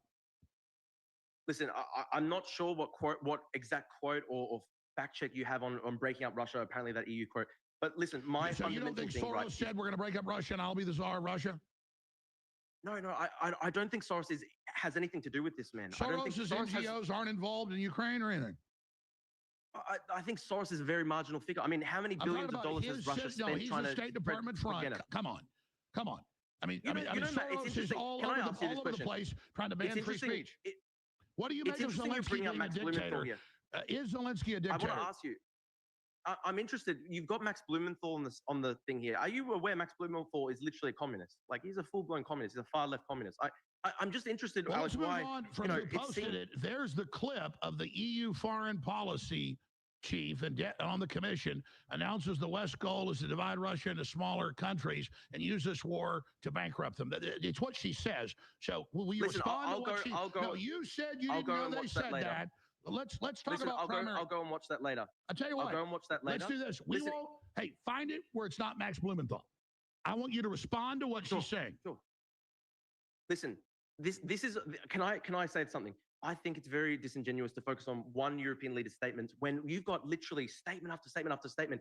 Like, for example, have you seen Medvedev's? Brzezinski didn't want to break up Russia. Can I ask you, right? Are you familiar with what Medvedev has been saying? He says a new idea for Ukraine has emerged from the North Atlantic Office. Ukraine will be able to join NATO if it just gives up the disputed territories, but the entirety of Ukraine is a disputed territory. This is what Medvedev says. He says the entire Ukrainian identity should be crushed. You've got quotes like, do you know who Gubarov is, for example? He's the guy who founded the Donetsk People's Republic puppet statelet in the Donbass. He actually has a quote. This is actually a quote he had. He said, "We don't care if we have to kill 5 million Ukrainians or exterminate all of them. Anybody who sees themselves as Ukrainian, not Russia, we will kill." This was his quote, right? This is what the Russians say. This is what literally leaders in the Russian military say. I'm not debating. There's a lot of bad blood, and I know about those quotes. And I know that Medvedev plays the bad cop and Putin plays the good cop. I get all that. What I'm saying to you is Americans don't want to pay $300 billion for this war. And I think Trump should leave NATO.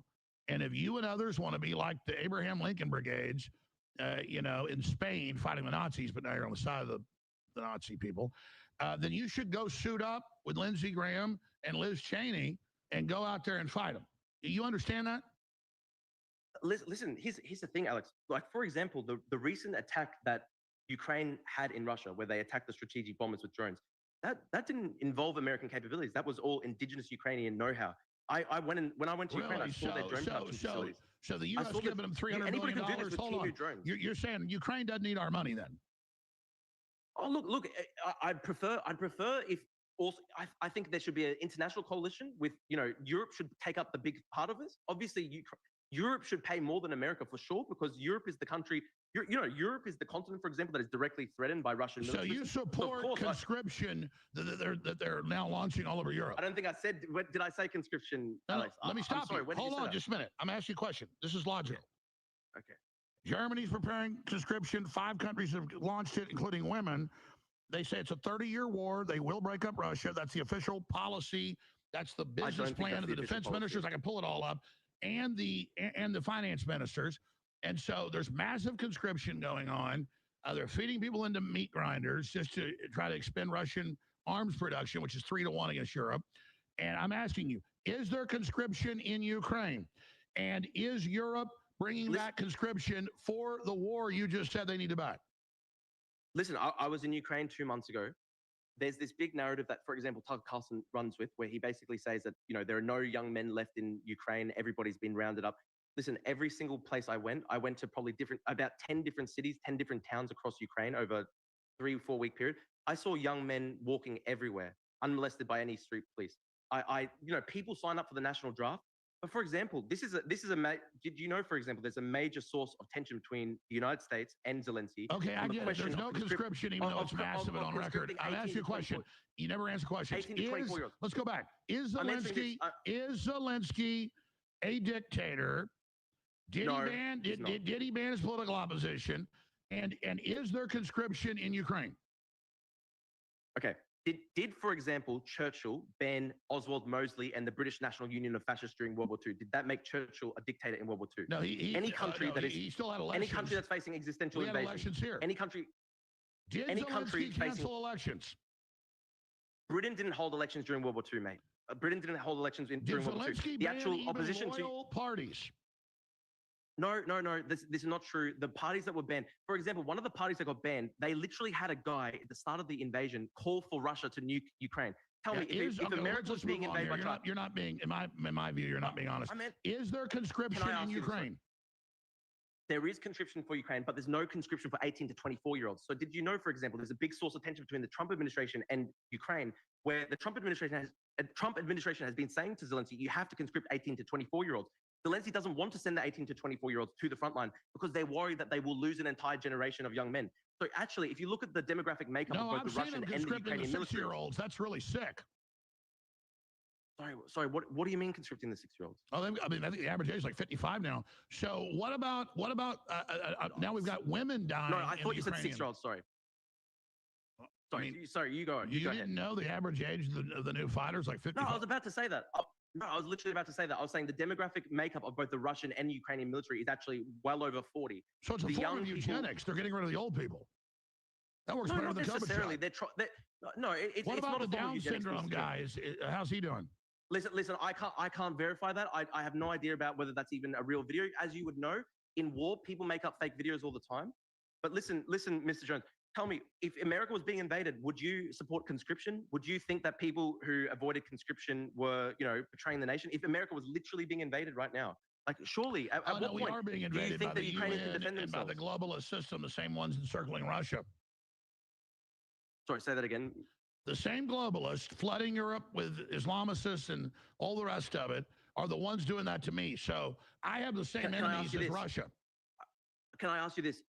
What do you have to say about the fact that this is a verified fact? Belarus, Lukashenko in Belarus is a puppet state of basically the Russians. He's been flying over Iraqi men from Iraq. They've literally been flying over tens of thousands of young men from the Middle East using the Belarusian state airline to try send them over the border to Poland to try start migrant tensions. They did this as well in Finland. Russia was trying to push tens of thousands of migrants over the border. And the into U.S. Finland. is bringing Afghans in to fight. What do you think of Russia and the North Koreans? That's horrible. Of course it's horrible. Of course it's horrible. I want to ask you this, right? How can you be on the same side as Russia when they're literally bringing in communists from North Korea to kill European Christians? I mean, the globalists we have here are total Satanists. So you keep calling Russia communist. I don't agree with that definition. I don't like North Korea either. I like Trump's peace deal with them, but they're in an alliance with Russia, just like China and Iran. And so you've got Americans recruiting people from all over the world to go fight over there. That's how these wars work. I need to ask you this question. Are you familiar with the fact that Dugin went on stage in Russia and he said, part of our war effort is to give opportunities to young men from the Middle East and Latin Americans. They're bringing mercenaries from Africa. They're bringing mercenaries from Latin America. They're bringing mercenaries from everywhere, all across the world. They bring in Bhutanese. Let me ask you this. So it's Russia expanding. Russia's not expanding. As well. Russia's under attack. That's the whole point. So let me ask you this. Russia's under attack. Let me ask you this. Did Alexander Dugin's daughter need to die? Did Daria Dugina deserve to die? No, listen, Mr. Jones. It's very unfortunate. Mr. Dugin has years and years and years where he literally said that Ukrainians should be genocided. He said Ukrainians should be exterminated. So past a certain point, in wars, horrible things happen. It's very horrible. I wish that nobody was ever killed. I wish the war never started. I wish but Russia that's didn't the way it is. So she got blown up. So let me ask you this. I'm going to ask you again. I mean, this is what I don't understand, Mr. Jones. Why you focus on Daria Dugina? Dude, three kids were murdered the other night by Russia in Ukraine. 3 kids were just killed in their beds. Why do you not share the tears for them? Where is well, it? I don't see it. You don't ever specifically blew up her car. In wars, there's going to be collateral damage. You think Russia's trying to kill children? Yes, I do. I do. Oh, really? Okay, Then why aren't they using artillery and just roll in and flatten all the cities then? But they're doing this. There are cities in the east of Ukraine that have been bulldozed to the ground. Do you think Bakhmut even exists anymore? Some of these cities don't even exist anymore. The population. Well, you know what Victor Booth said yesterday? They've been pulverized. He said that the Russians are getting ready. Let me give you a little bit of information. He said if Ukraine doesn't make a peace deal soon, as Trump has said as well, they're going to come in out of Belarus. They're going to encircle Kiev. They're going to give the civilians a week or so to leave, and then they're going to flatten it. So what do you think of that? I mean, that sounds genocidal to me. Are you going to accept that? Of course not. What do you think of Israel flattening Gaza? Oh, listen. I think unfortunately the war has involved so much suffering, and I wish the war would end. Of course, Hamas unfortunately started that war. What do you think of the U.S. bombing Dresden in World War II? Well, bombing Dresden in World War II, unfortunately, Nazi Germany wouldn't surrender. I mean, I blame Nazi Germany for those. What about the Japanese? They did try to surrender. No, that was in 1944. That was in the late. Nagasaki. The Japanese did try to surrender. Did the Japanese deserve to have atomic bombs? No, that's not true, Mr. Jones. That's not true, really? Mr. Jones. Are you familiar with the fact that after the bombing of Nagasaki, 2 atomic bombs, there was still a faction of the most hardcore imperial Japanese forces that tried to do a coup against the emperor to prevent. Before. Okay, listen. No, they tried to prevent the surrender broadcast. I want to tell you something in closing. I'll have you back on. You're not going to get your nuclear war. I don't want a nuclear war. Stop. NATO. I'll let you finish. NATO, Zbigniew Brzezinski, Victoria Nuland, George Soros, and we're going to take clips of this, and we're going to add all the clips of them after it. You say, oh, you're fact check or whatever. All said they were going to use Ukraine as the detonator to try to go to full war with Russia. Europe is mobilizing for war. You might think Napoleon was good. Maybe Hitler was good. I don't think you think that. The West needs to stop constantly trying to have wars with Russia, and we need to reform this. If this is NATO expansion, can I ask you, if this is NATO expansion, why does Russia take the Ukrainian children and deport them to Russia to be raised as Russians? That's ethnic cleansing. That's another ethnic cleansing, right? That's another piece where they've evacuated people and the media says they're kidnapping kids. All I know is they have the LGBT. Hey, what do you think of LGBT over here where they farm Christians' kids? Germany takes Christians' kids and gives them to convicted pedophiles. What do you think of that? Mr. Jones, there are literally tens of thousands of Ukrainian kids that are being kidnapped and deported right now, and you're just saying, "Oh, well, what about the West? What about the West?" No. Why can't you just say this is wrong? Why can't you just say straight up, it's No, wrong I mean, that Russia you took said a these whole kids and bunch they of should stuff return that them? isn't true. It's a war zone. They've taken these kids though. Do you think that every single What do you kid that think was about transported Ukraine to being Russia the wants to be world there? headquarters for organ harvesting and child human sex slavery trafficking? They're trafficking children right now, Mr. Jones. They're trafficking the Ukrainian Russians children to are. Russia. The Russians are That's why the trafficking Russians Ukrainian children 15 out years of ago Ukraine. banned sending us orphans, saying they were getting raped. And now we know they were. What about the million kidnapped kids in America brought them to the Democrats? Why don't you care about children? Listen, no, you're saying that you care about children when you're literally ignoring the fact that Russia is deporting tens of thousands of kids, kidnapping them. They've been separated from their families. Some of these kids don't even, they've been deported into a fucking gulag. Why would you got a bunch of accept this? talking points? You want to come on Friday? We'll do it again, but I want to do a Spaces where we talk maybe 30 minutes and then take commenters and people on Spaces. All right, I'm out of time. Drew, Pavlou, interesting discussion. NATO's expanding. The EU wants to break up Russia.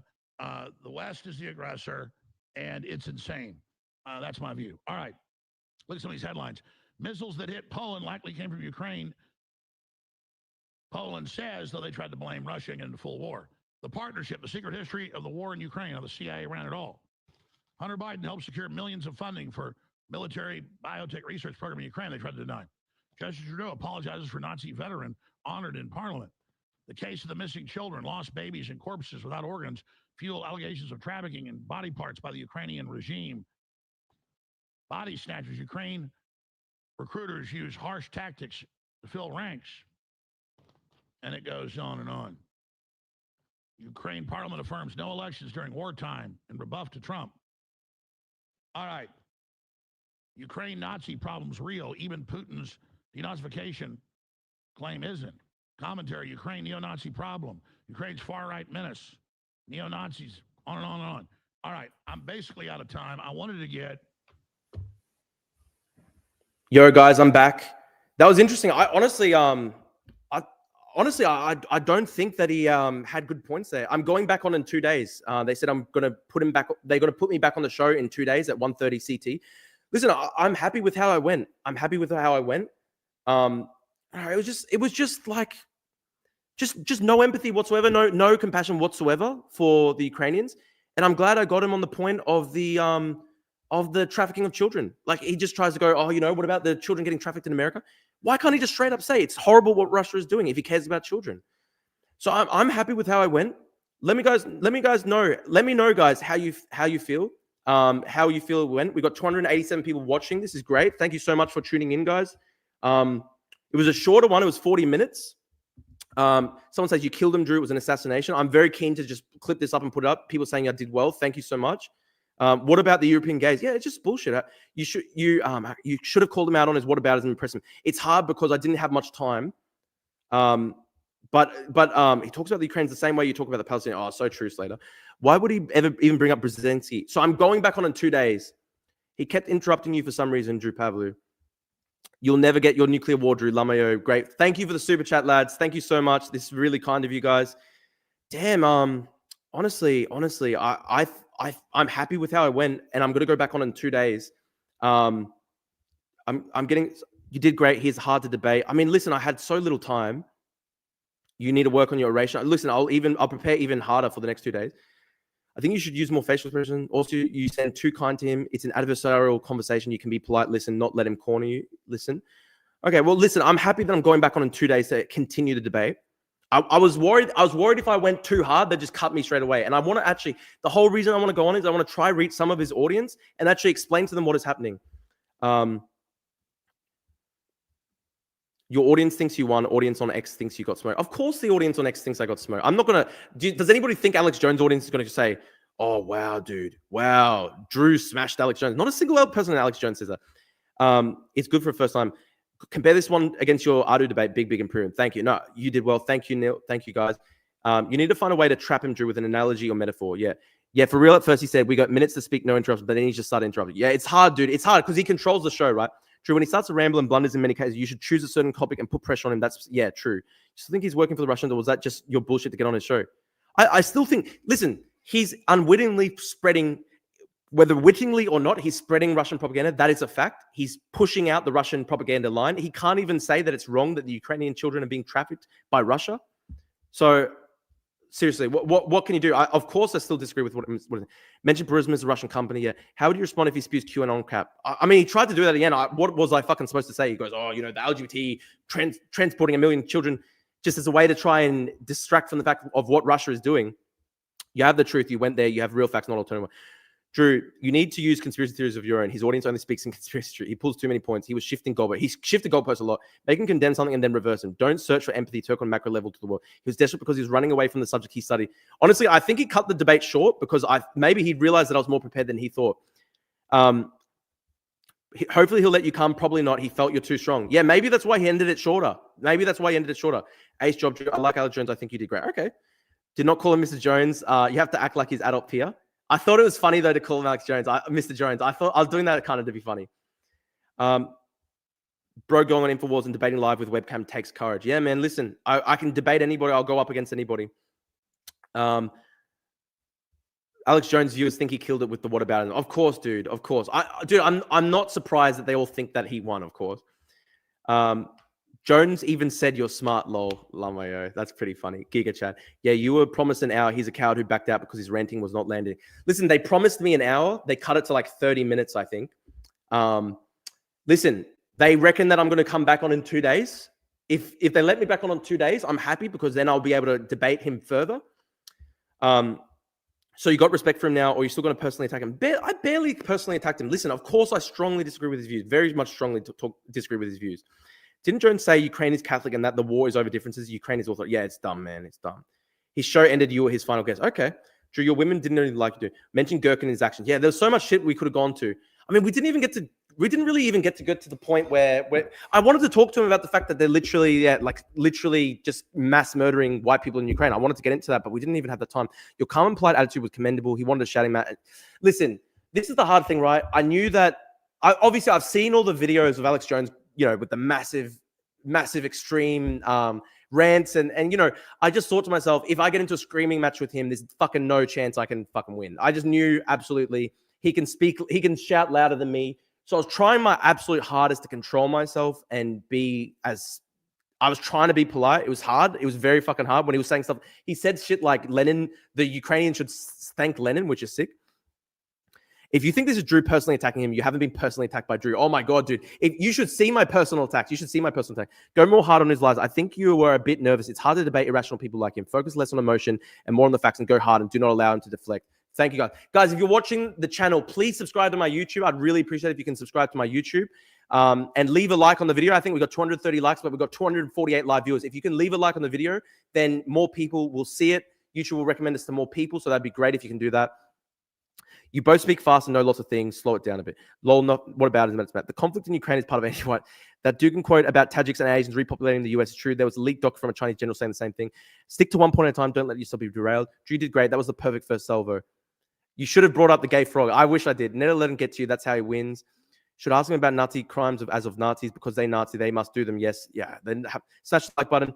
Good job, man. Love the chat. Thank you, Brent, for watching. I appreciate it, bro. Are you available to join in an X space tonight? I might do later, maybe. You should push more the point of the Russian flavor globalism.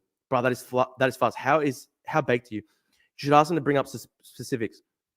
Jones is a pathological liar. Destiny wants to review the debate with you. Oh, fuck yeah, that'd be great. Has he messaged me? I'd love to debate. I'd love to debate. I'd love to review the debate with Destiny. That'd be great. So I'm doing 1:30 p.m. Central Time on Friday, apparently. So that's 4:30 a.m. on Friday. He hand-waved atrocities appeal to emotion, but had crocodile tears for Dario Duguna, showed his bias and hypocrisy. I tried to call him out on that. Rusic belongs in The Hague. Well said. Should have brought up the Nazi mosquito. Ask him, how can a Nazi country have a Jewish president with communist... Yeah. The reality is he knows your answers in advance, and every time you start to address his misinformation, he will either switch topic or give you a what about... Yeah, it's hard, dude. Be careful with Destiny. No, I like Destiny. It wasn't a proper debate, but it's Alex Jones, right? Lol, it was all assertions on his side with zero. I mean, he didn't provide any evidence at all. It was very hard. Also, be careful to not be too much indifference to be brought more, or he will use you to be his opponent like TV shows. I get you, man. It was hard. Listen, I know that we've all seen the videos of Alex Jones screaming and ranting, and it's very entertaining. The problem is, if I get into one of those with him, It's literally his show because he could just mute my mic. So I'm trying my best to control myself. I had a debate with Adu a couple of weeks back where I just went like we were going crazy at each other, screaming at each other, and it didn't look good, right? I looked retarded because I was screaming so much. So I'm trying to control myself more in debates. It's difficult, but when is the Destiny review? I'd love to do the review with Destiny. How is Alex a pathological liar? He just had you on his show with 200K. Look, I appreciate that he put me on his show. I still think he lied about a lot of stuff. On average, Russia has made war. Ask Destiny for some debate tips against Jones. Yeah, for sure. I'd love to. Bring up the Chechen, Russian, and Belarusian troops fighting on the Ukraine side. They want Putin's army beaten in Ukraine so they can liberate their own country. Good point. No, not Destiny. Jones viewers immediately blame his Globus. He'll dominate the debate. Must be frustrating to talk to someone that is so foolish. Big fan of you. Otherwise, respect. Thank you, Vincent. Thank you so much, bro. Thank you so much for the super chat, bro. I really appreciate it. Look up Perestroika, Deception, and Stanislav Lunev, KGB and Russian Federation. They laid it on. The dissolution was predicted back in the 50s. That's interesting. Thank you, bro. How close did a bomb go off near you during your time in Ukraine? I think the closest was when I was in Kherson. There was a bomb that landed a couple streets away. No, dude, I would love to do a debate review with Destiny. Let's do it. Let's do it. I'd really like to. Keep your head up, Drew. Thank you, guys. Yeah, exactly. Being on his show is tough because his team puts up all the images and the video and shit like that. Bro, don't worry. I'm a retard. It was entertaining, lol. That's all this is with. Actually, don't take it to your heart. Dude, I'm happy with how I did. I honestly feel like I won. I'm going to declare victory. I'm going to get a cigar. I'm going to smoke it later today. You prepped well, Drew, on a short time frame. Yeah, listen, it was like 20 hours, and I literally got 2 hours sleep. I did this on 2 hours sleep. Michael Hudson, go to bed, retard. Thanks, bro. I'm gonna fucking sleep today. I'm so tired. No, I want to do a review with Destiny. That would be great. Debrief with the knowledge fight, guys. Yeah, it'd be great. Yeah, dude, at the core, Alex Jones believes that the West is evil. I think that's for sure true. McFlynn, it's amazing how the facts coming from Drew, who is pretty much a leftist, made Jones look like an anti-white communist. Fucking epic. I love that. Thank you for the super chat. That's very funny. Dude, the funny thing, listen, I'm not a leftist. I'm just like I'm basically a classical liberal. I believe in Western civilization, right? And so many of these people on the far right, it's so funny. They end up having the same exact views as like fucking extreme race war fanatic communists like Julius Malema. Like I didn't get a chance to bring this up in the debate, but holy crap. Why is it the case that like Alex Jones literally has the same view on Ukraine as Julius Malema, literally like the race war fanatic? Victory declared. I'm declaring victory, guys. I'm gonna smoke a cigar on the stream.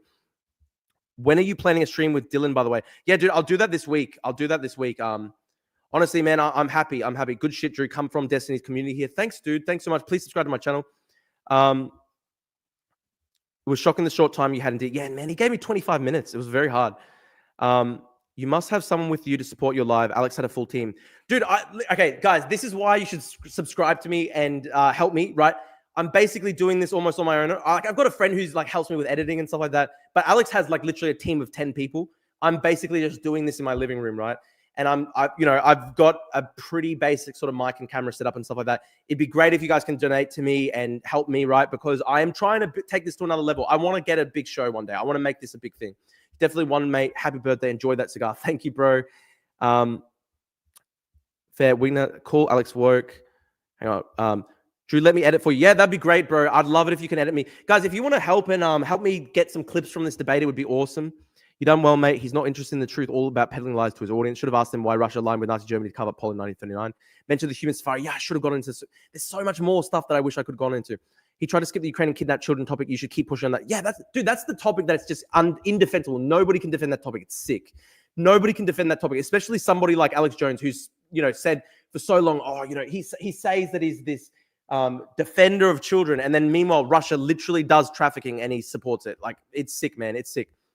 Guys, we've got 210 live viewers. I know a lot of people dropped off after the debate. Thank you for watching, though. I really appreciate it. We've got 239 likes on the YouTube stream. Please leave a like. It really helps.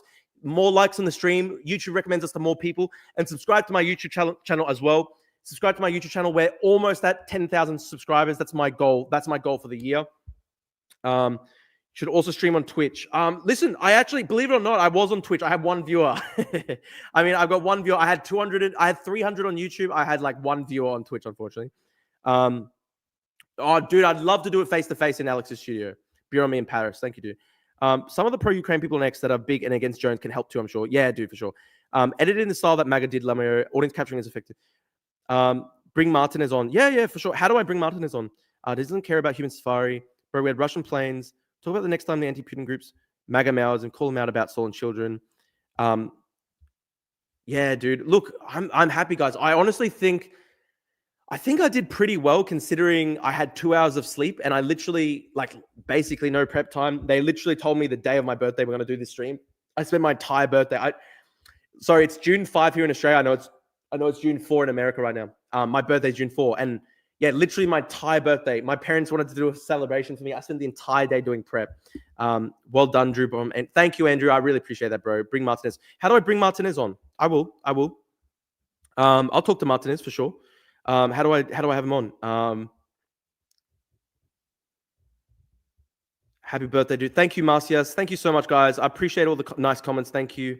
And thank you so much for the super chats as well, guys. I really appreciate it. Really nice. Thank you so much. I think we got like $150 in super chats, which is really kind of you all. Thank you so much. You did an amazing job. Thank you, brother. Was your mum a Jones fan? Next time, tell us what she thought. Listen, my mum does like Alex Jones, which is funny. I think she was asleep for this debate. I hope she can watch it later, and I'm going to upload this all to YouTube. Hopefully she can watch and let me know what she thinks. It'll be funny. I'm sure. I mean, I know she likes Alex, but I'm literally her son. Hopefully she'll fucking support me, right? Wow, we've had 275 average live viewers on the show. That's awesome. You should get a bikini babe to stand in front of your bookshelf for the next debate. So true. Oh, happy birthday as well, dude. Keep finding a good fight. Do a debate review and go through everything Jones said and don't say. A lot of good comments in X2. Try a huge list of source proof that Putin is still a communist. Yeah, please send it through. That's great. Beautiful. Just going through. Oh, guys, I'm so sorry about the technical shit. Oh, so fucking stressed for like 10 minutes because I was so worried that my stream was going to fuck up. Oh, that would have been so bad because this is like my big moment, right? So I was so worried. I was so worried when my stream fucked up. Do you have a Discord? Yeah, I've got a Discord. I'm going to put the Discord, guys, I'll put the Discord link up. I'd love it if you guys want to join my Discord. It'd be great. More people, the better. It's great to have more people in the Discord server. I'm going to quickly get I'll get the invite link. 1 second. Guys, this is my Discord link. I'm going to put this on the screen. There's my Discord link. So anybody watching, you can join. The only rule is I'm not going to put like anybody who's like pro Russia, pro China tankies and shit. They're not allowed in, you know. But do you have a Discord? Yeah, that's my Discord. Did you have a guts of lucky for your birthday, dude? I'll be honest. I took a Ritalin tablet yesterday to focus. I forgot to eat yesterday. It was pretty schizo, to be honest.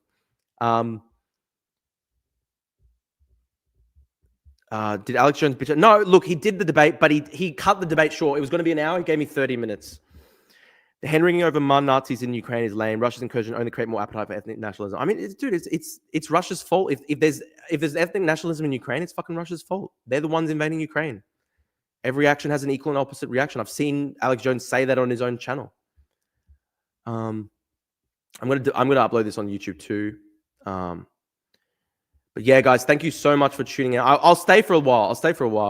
I really hope that I can get in touch with Destiny and do he cut it short because he was getting wrecked. Thanks, man. I appreciate the nice comments, guys. Thank you so much. Listen, my first debate with fucking Alex Jones. Alex Jones reminds me of Western communists when confronted by the truth of Russia and the CCP. That's true. It's funny how they have the same views as the far left on some of this stuff. Hey. I'm just opening my text now. Oh, my mum said it was good. My mum said I did well. Beautiful. My dad and my mum both watched it and they said, Drew, you did well. That's good. Guys, I'm happy. I'm actually happy with how it went, given how short the debate prep was. Drew, check out my page on Substack. Tons of information I can share. Yeah, dude, send it to me. Becoming a tanky to own the libs. Yeah, that's literally what a lot of these far right guys have done. My dad is saying it's good that you were civil. Thank you, Dad. I think he didn't want me to just go in a screaming match because my dad watched my debate with Adu, this socialist guy in Australia, and we both ended up just screaming at each other for 2 hours. And he just told me like, this was the shittest debate ever. Nobody wants to watch that. You have to be more calm. So I actually agree with that. I tried. You did pretty good given the resource available to you. I'm happy because I've got 2 days. I've got 2 days for between the next one. I'm going back on Friday. Thank you guys, dude. You should accuse him of audience capture, which is why he had to stop every mega audience. Destiny just went live. Do I message Destiny? How should I go? Hang on, I'll message Destiny on Discord.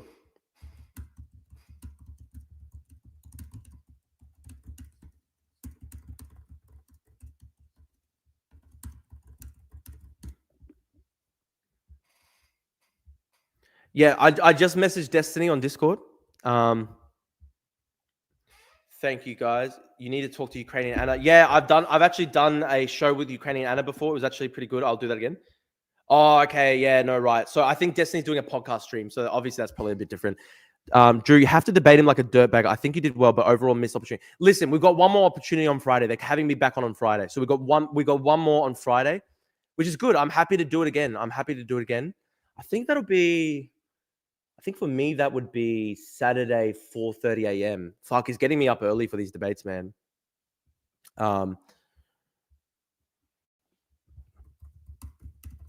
My dad is saying I did really well. Thank you, Dad. Thank you so much. He said, I'm very proud that you didn't scream. Thank you, Dad. Thank you. Look, it was important that I didn't scream. It was important I didn't scream because it just looks retarded, honestly. I've had debates where I just scream the whole time. You look retarded, unfortunately. You have to try your best to stay calm. Yeah, it's funny. My dad's literally Greek and he's literally telling me that. It's hard for Greeks, to be calm. It's very hard. Guys, we've got 177 people still watching the live. So I'm going to stay on the live for a bit longer. If you're watching the live, please subscribe to my YouTube channel, guys. I've got, hang on, I'll bring up my YouTube. So I've got 8,778 subscribers. I'm really happy. I think I got 100 subscribers from this new debate. Guys, please subscribe. It'd be really, really nice if you guys can subscribe. I really hope that I can get to 10,000 subscribers soon. I've only really just started really hitting YouTube hard this year. I'm really trying hard. I'm trying to make YouTube my big platform. Up until now, really, Twitter's been my main one. And Twitter still is my main one, but I really want to try branch out into YouTube and everything. So if you guys if you're watching on YouTube, we've got 165 people watching live on YouTube. If you're watching live on YouTube, please subscribe. It'd be really nice of you guys. Thank you so much. Yeah, sweet. We got some new subscribers just then when I refreshed it. Thank you so much. I appreciate it, guys. And listen, as well, I uploaded my debate with Jackson Hinkle from 2023. If you guys want to watch that, it's a funny debate. That's a pretty good debate. Yeah, I've got some. Also, I've got my I filmed myself in Kherson, right? I literally got a mini documentary going to Kherson. I filmed myself in Dobropilia, the Russian massacre. I'll quickly put this on very quickly. So guys, it'd be awesome if you've come from Twitter and you don't know that I've got a YouTube and stuff like that. Please consider going to my YouTube and yeah, like I'd really appreciate it. Hang on, why is it not working? How was that convo with Taz? Isn't that dude crazy? Yeah, it was a fucking mental conversation. It was funny. It was funny, but it was pretty mental. I've also got a debate with Taz as well. Oh, gee. Listen, it's funny, right? I had so much adrenaline and now I'm a bit more calm after the debates ended. I'm going to prepare so much for... I'm going to prepare so much. Oh, that chat is just lying. He's just streaming right now. Okay, if Destiny's streaming... Listen, I messaged Destiny in the Discord.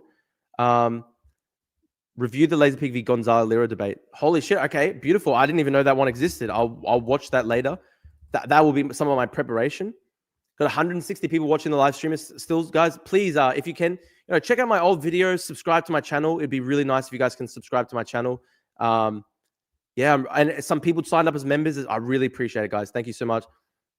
Bro, you did excellent, but he just ignored your best points and went full straw, man. It's very hard. I watched you on Twitter and just subscribed. Great job. You did not antagonize him and we'll have another shot. Good job. Thank you so much. Listen, I actually didn't want to antagonize him because I really didn't want him to just cut the stream. Obviously, if I wanted to, I could have just trolled hard, but I didn't want him to cut the stream. I wanted to try my best. I wanted the chance to actually have the ability to talk. Because obviously he's got hundreds of thousands of people watching him. So I wanted some of these people have never heard pro-Ukraine at all. So I wanted to try to reach people. If I just mocked him and attacked him and stuff, he'd cut the stream. I didn't want to do that. So look, it's good that I've got another chance in 2 days. That's really good. Guys, if you want, subscribe to my channel because I've got another chance in 2 days. You should keep debating these people. Maybe Charlie Kirk in the future. Dude, I love it. I'll debate anybody. I'm starting to get into it. I'm really having it fun. It's good. Martin has shared the link to your stream in his Telegram. Thank you, dude. Oh, Lord, you're going to need a drink for that debate. Thank you so much to the guys who came from Twitter and subscribed. I really appreciate it. Thank you, guys. 8,785 subscribers. I really, really hope that we can get to 10,000 but soon. And yeah, look, I'm getting about $450 a month now from YouTube. I feel really lucky. Thank you so much to the people who do the super chats. That's mostly super chats. It's not YouTube ad revenue because I haven't had enough views.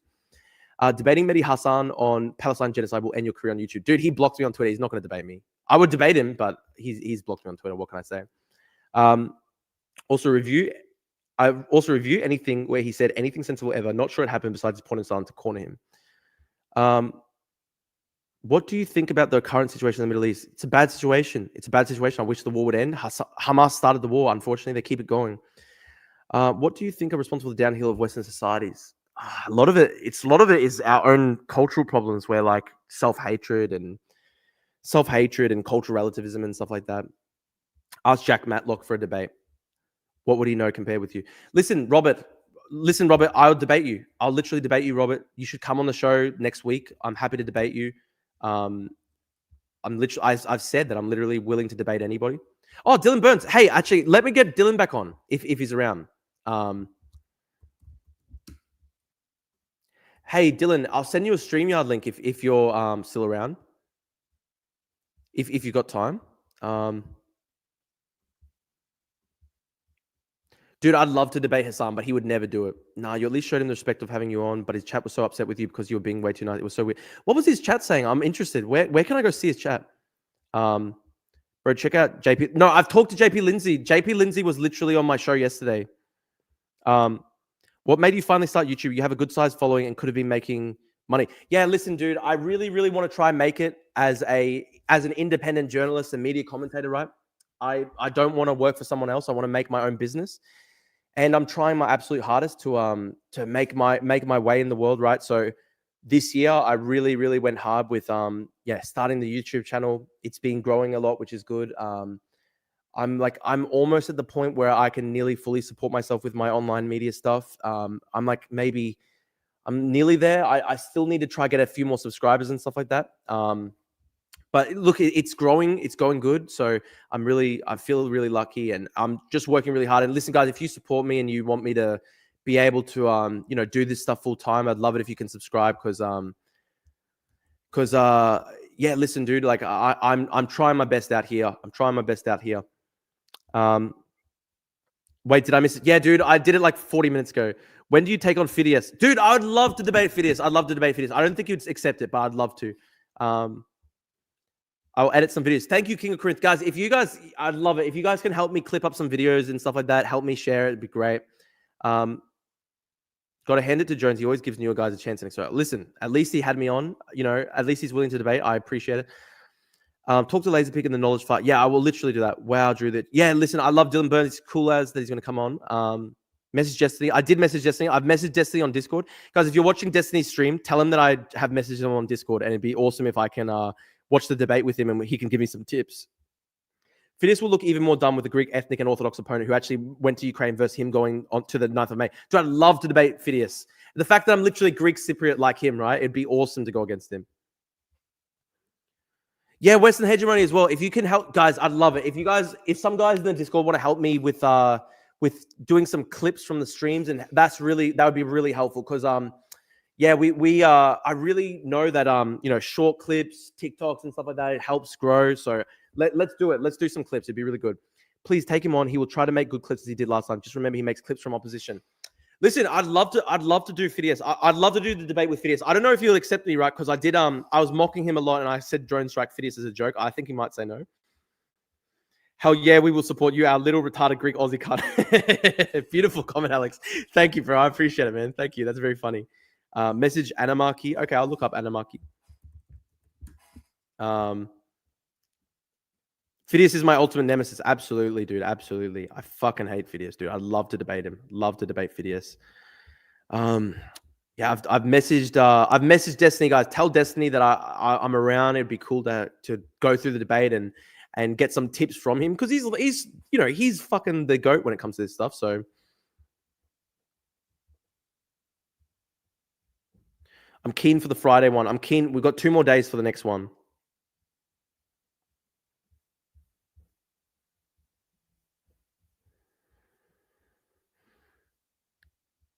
That was look. I'm happy. Oh, new member. Thank you so much, Peter. Thank you, brother. I appreciate it so much. Everyone who's joined up as a member tonight, I really appreciate it. Thank you so much. Thank you, guys. I think I've got a couple new members tonight. I think there's in the description of the stream. You can see the join up link. Be awesome if you guys can subscribe. I really appreciate it. Drew, please watch Timothy. Yeah, guys. I've actually watched the whole Timothy Snyder 17, 18 part lecture series on Ukrainian history. It was amazing. I loved it so much. I listened to it over many weeks, like just in the car driving back and forth to work. Awesome lecture series. I love Timothy Snyder, right? I'd love to talk to him. Subscribe. Cancel my porn subscription for supporting. Thank you, Peter. Cool, bro. Thank you, bro. Thank you, man. Anyway, tons of bed. You did so well. Have a good rest of the stream. Thank you, bro. Thank you so much, Alex. I appreciate it, man. Thank you, man. It was great to have you on the show the other day as well. Happy birthday, mate. Thank you so much. I absolutely love and appreciate your work, Drew. Thank you so much, Dean. I appreciate it. Thank you so much for the kind comments, guys. I really appreciate it. Please subscribe to my channel if you can, guys. And then, if you want as well to subscribe to my stuff, it'd be really helpful. You can send me the MP4 file of your debate and I can clip it and edit it and stuff. You could probably Google Drive it and send it anymore. Yeah. Look, when the stream ends, we'll download it. Go on DGG and ask Destiny to review the debate. Okay. What particular channel in DGG should I look up? I'll do it. If we can go from fucking Alex Jones to Destiny, man, what a fucking morning. That'd be goated.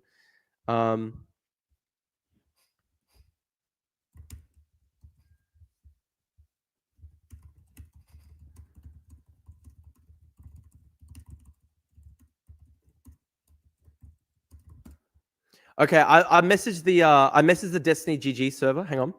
Oh, Dylan Burns is here. Hey, Dylan, how you going, man? It's going good. I just got out of the shower. Missed your debate though. Oh, what's going on, man? Thanks for coming. Did you get to see any of it out of any interest?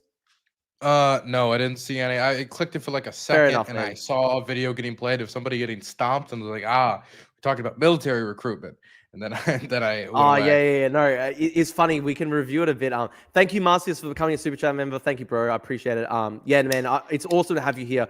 Listen, it was a weird and funny debate because I don't know, how did he do things? I mean, he did basically what we expected him to do, right? Like he when I brought up the Ukrainian children that are being kidnapped and stuff like that, he was like, "Oh, what about the LGBT kids that are getting trafficked to Germany and stuff?" Like it was pretty schizo, to be honest. He went like basically pretty QAnon, and I just look, I did call him out. I was like, this is what about it, and why can't you just straight up say it's bad what Russia's doing? He didn't say. There's not even a single moment where he said that Russia did anything bad. So it was like. It was. I guess it's kind of expected, right? But it was full Russia shill. It was funny because I was trying my best to avoid.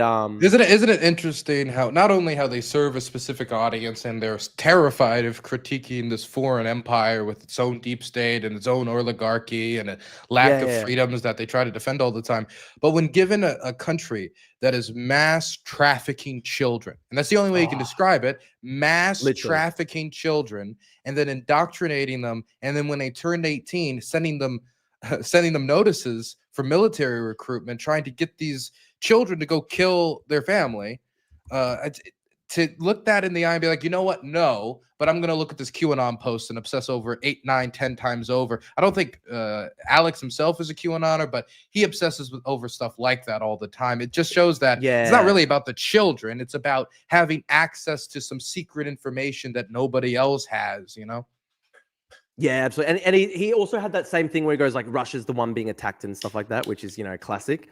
What was I gonna say? Who gives a fuck? You attack a country, you get attacked back. It's like you get into a fight, you punch somebody, and then you start whining like a limp-wristed pussy once they break your nose. I just don't accept that. Well, that's the thing. I mean, listen, I actually tried to say to him, I said, is there a single scenario where Ukraine can defend itself and you're going to say it's fine? And he just actually ignored that. He just completely ignored that question, right? And then he just went off to other shit. And what other shit did he say? Oh, he tried to get me to condemn the killing of Darya Duguna, and I just said, listen, sad things happen in war. Dugin has, called for the extermination of Ukrainians for many years. That he made himself a target. It's very sad. Look, Like, I don't mean, know. it's very sad what happened to Darya Dugina, but we can rest assured knowing that the last thing that went through her mind before she died was her steering wheel.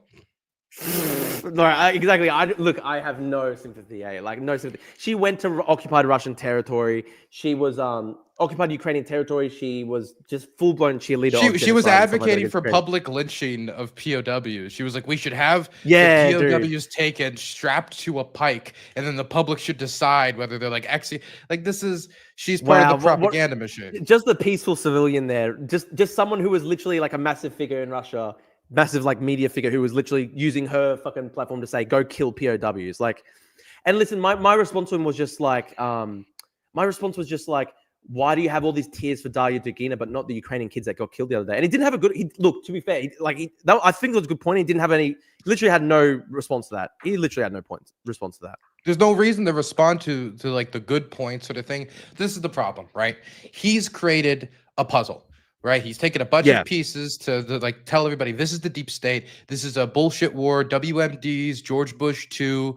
JFK assassination, it's all connected, right? And after you put in all that work to build all that puzzle, if somebody says, wait a second, that piece doesn't fit. Wait a second, that piece isn't even the right color. And you start pointing that out, what's he going to do? Start from scratch? Or is he going to jam it in anyway? He's going to jam it in.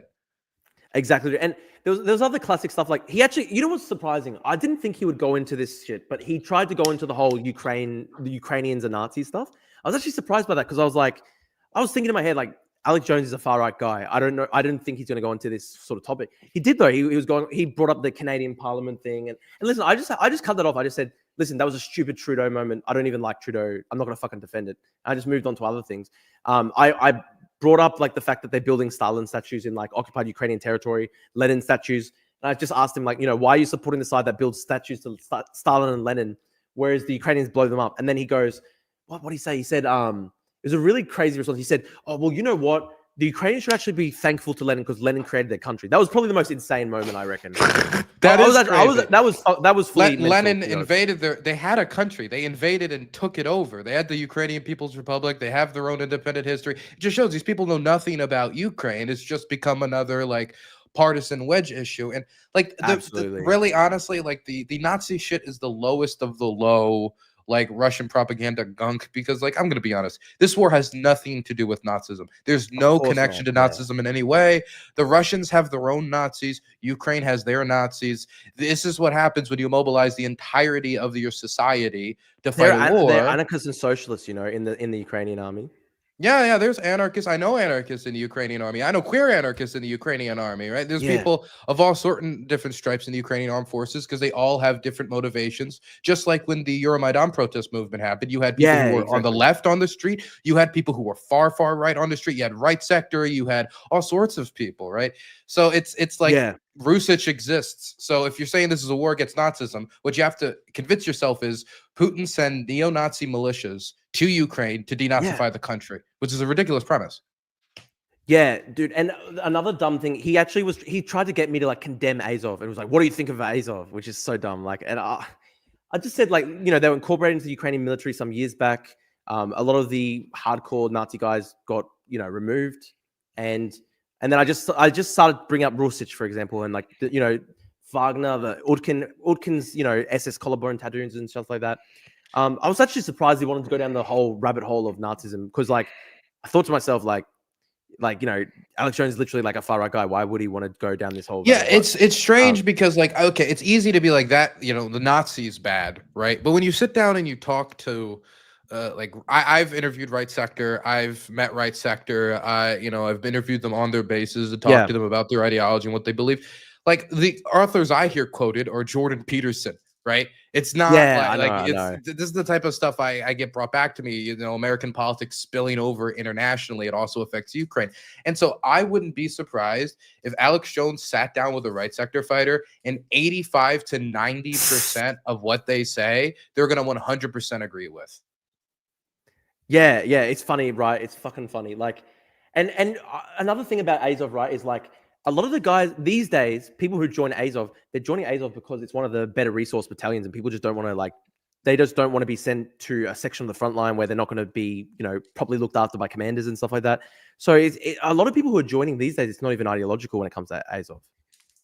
Yeah, there's still like an ideological movement within Azov, like the Yeah. 67th, which was right sector, even though it got like deformed and reformed after scandal, which because right sector had the scandal where a lot of the new recruits who weren't ideological were being used in a more disposable capacity than the old recruits, and so the Ukrainian military tore apart the 67th and then rebuilt it from the ground up because they didn't like that. They didn't like the fact that they had that. So like the power of these units and of these groups have diminished as the Ukrainian armed forces have expanded, and they've become a smaller and smaller minority within the Ukrainian armed forces. Or to be blunt, it's kind of morbid, a lot of them are just dead.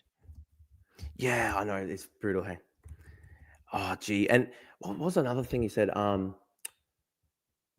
mean, he kept on doing the nuclear war shit. And I mean, this is a thing that annoyed me a lot. He goes, you want a nuclear war, blah blah. By the way, there's a cool pipe. I love the pipe smoking. We had a prime minister in Australia. I think it was Curtin who was the pipe smoker, or was it Chifley? But we had a really famous pipe smoker. Yeah, Ben Chifley. He was like a guy who I think he was a train driver before he became a prime minister, and he was famous for his pipe. But it's very cool. Very cool. Yeah, very very cool, man. So, how long have you been living in Ukraine for now? Going on 4 years. Wow, that's epic, man. I've been here since April of 2022. Wow. Okay. Nice, man. Nice. That's impressive. That's impressive. Wow. And you still do streams every single day? Well, not every. I try to do weekdays. My schedule currently, right? I stream on weekdays from like 6 to midnight. Most of the time I'll be late an hour or something, but that's the idea. 6 to midnight. I'll sleep. Yeah. And then I won't stream if I'm on the front, or sometimes I will, but most of the time I won't stream because it's just like I film 12 hours a day, and then you get back and you're like, so Hassan, I'm not doing that shit, Yeah. So absolutely, I have that. Then I get you. write my articles for Offbeat, and then I also write my documentaries, and I do the directing, I do the script writing, I do the music direction because we have Ukrainian folk musicians that make That's amazing, music dude. for I it because we respect want to that a keep lot. us authentic. We want to promote the Ukrainian language because how the books are being burned, the monuments are being destroyed, and we want to prove that it's a legitimate language with its own culture and its own history. And so this takes a lot of work, and it absorbs basically the vast majority of my time. And with the house burning down recently, it's like that's taken up a lot of time. So I've been quite busy. Yeah, no, man. Respect on that, man. I was wondering, do you have any tips for streaming? Because I started about 50 days ago or whatever. I started like a 100-day streaming challenge where I just was like, okay, I'll stream every single day for 100 days to try build it up. And I started off, I think I had 15 people watching live. It sort of sucked. And then it's building up. And then today was my biggest ever. I had 300 people at one point. I was really happy with that. Do you have any tips? I mean, how long did it sort of take you before you got to a point where it was a pretty good, decent audience? What do you reckon's a decent sort of figure to get to make it pretty sustainable? Well, I've been living off of 300 to 500 viewers on average for a bit now.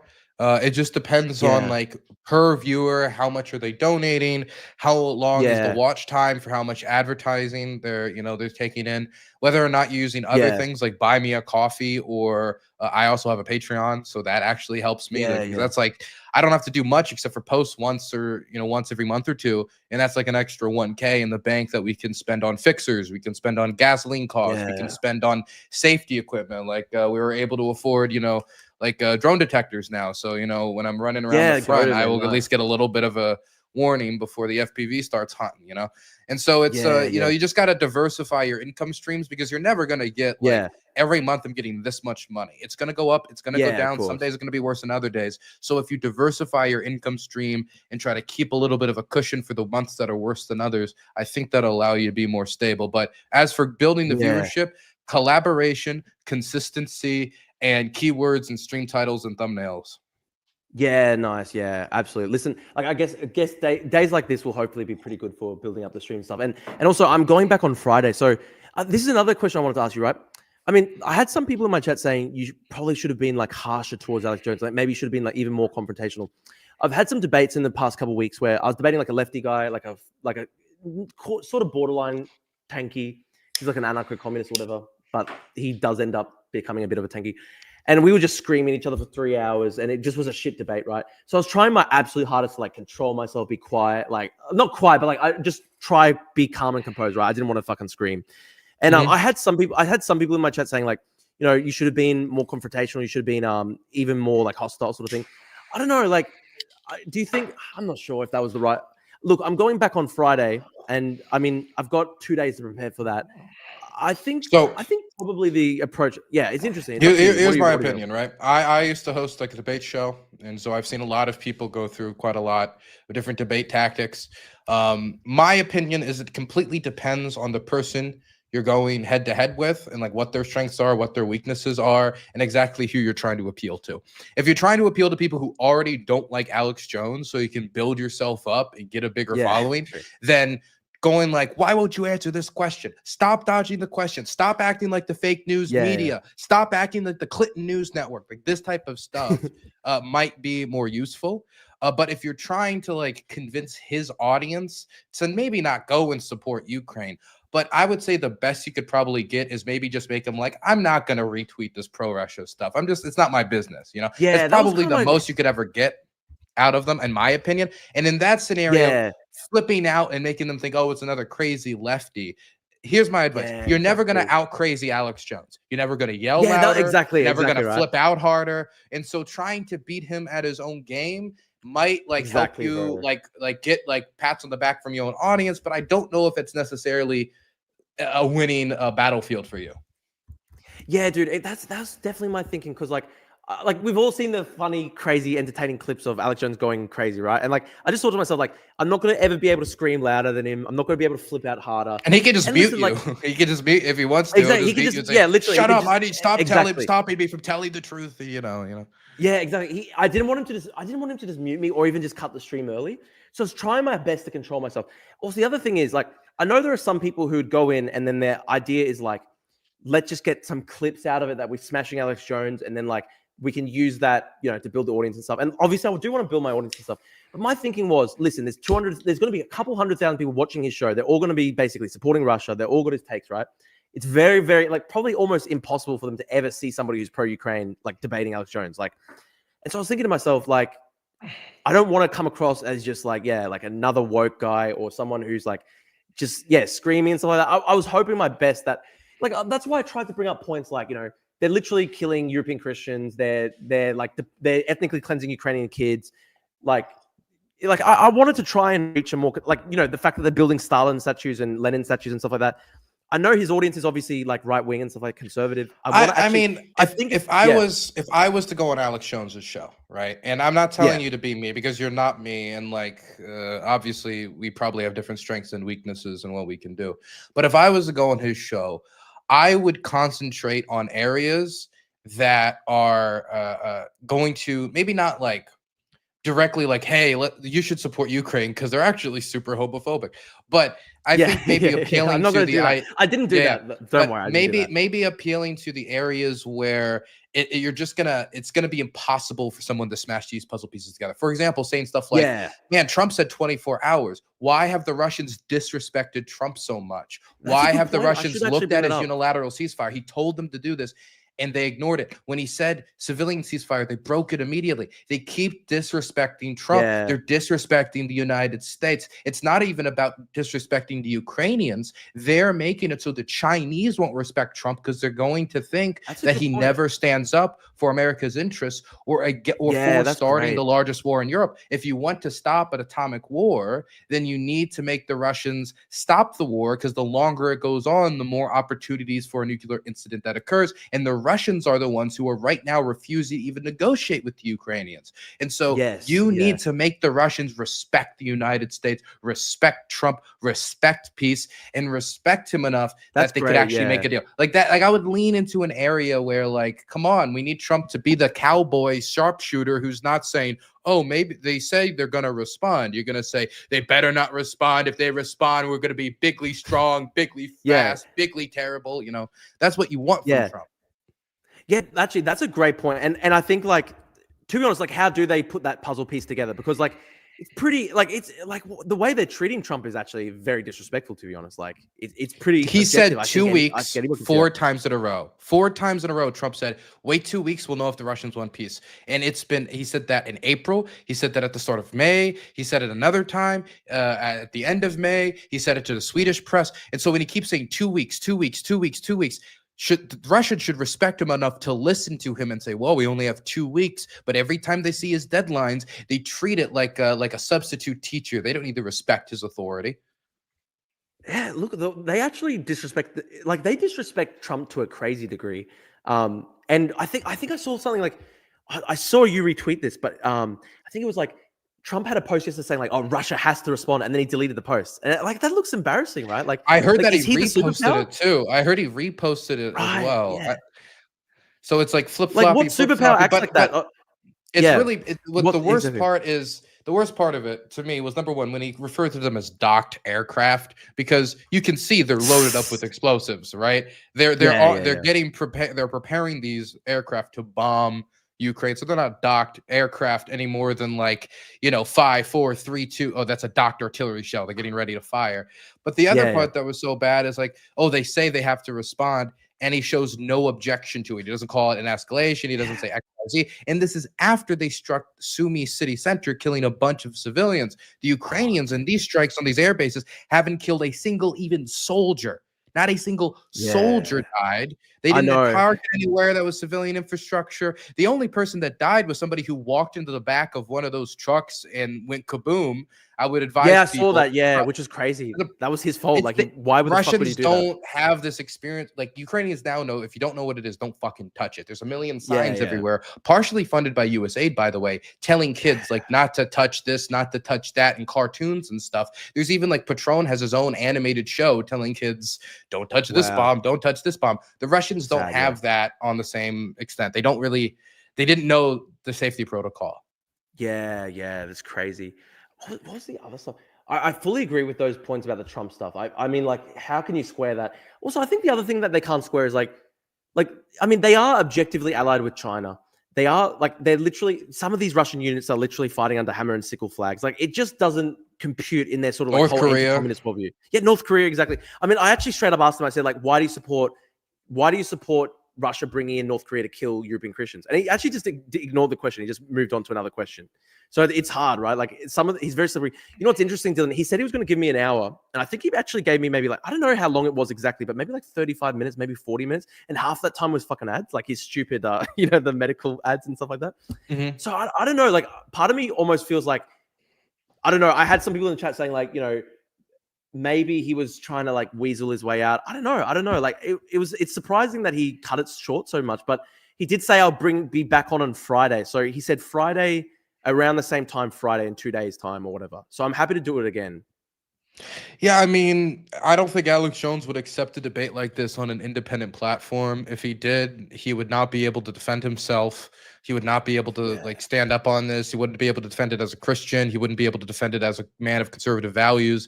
I mean, Russia has the highest HIV rate of any country that touches Europe. Russia has an extremely high fetal alcohol syndrome rate. Their population barely attends church. It's mostly an aesthetic for them. And for the armed forces and such. And I mean, this is a country that's rapidly becoming Muslim. And I'm not even saying that's a bad thing, but for his ideology. Their ideology, it doesn't really make much sense. I was doing some research last night, and it was funny because there's a quote by the Grand Mufti of Russia saying 30% of Russia by 2030 will be Muslim. And there's stuff like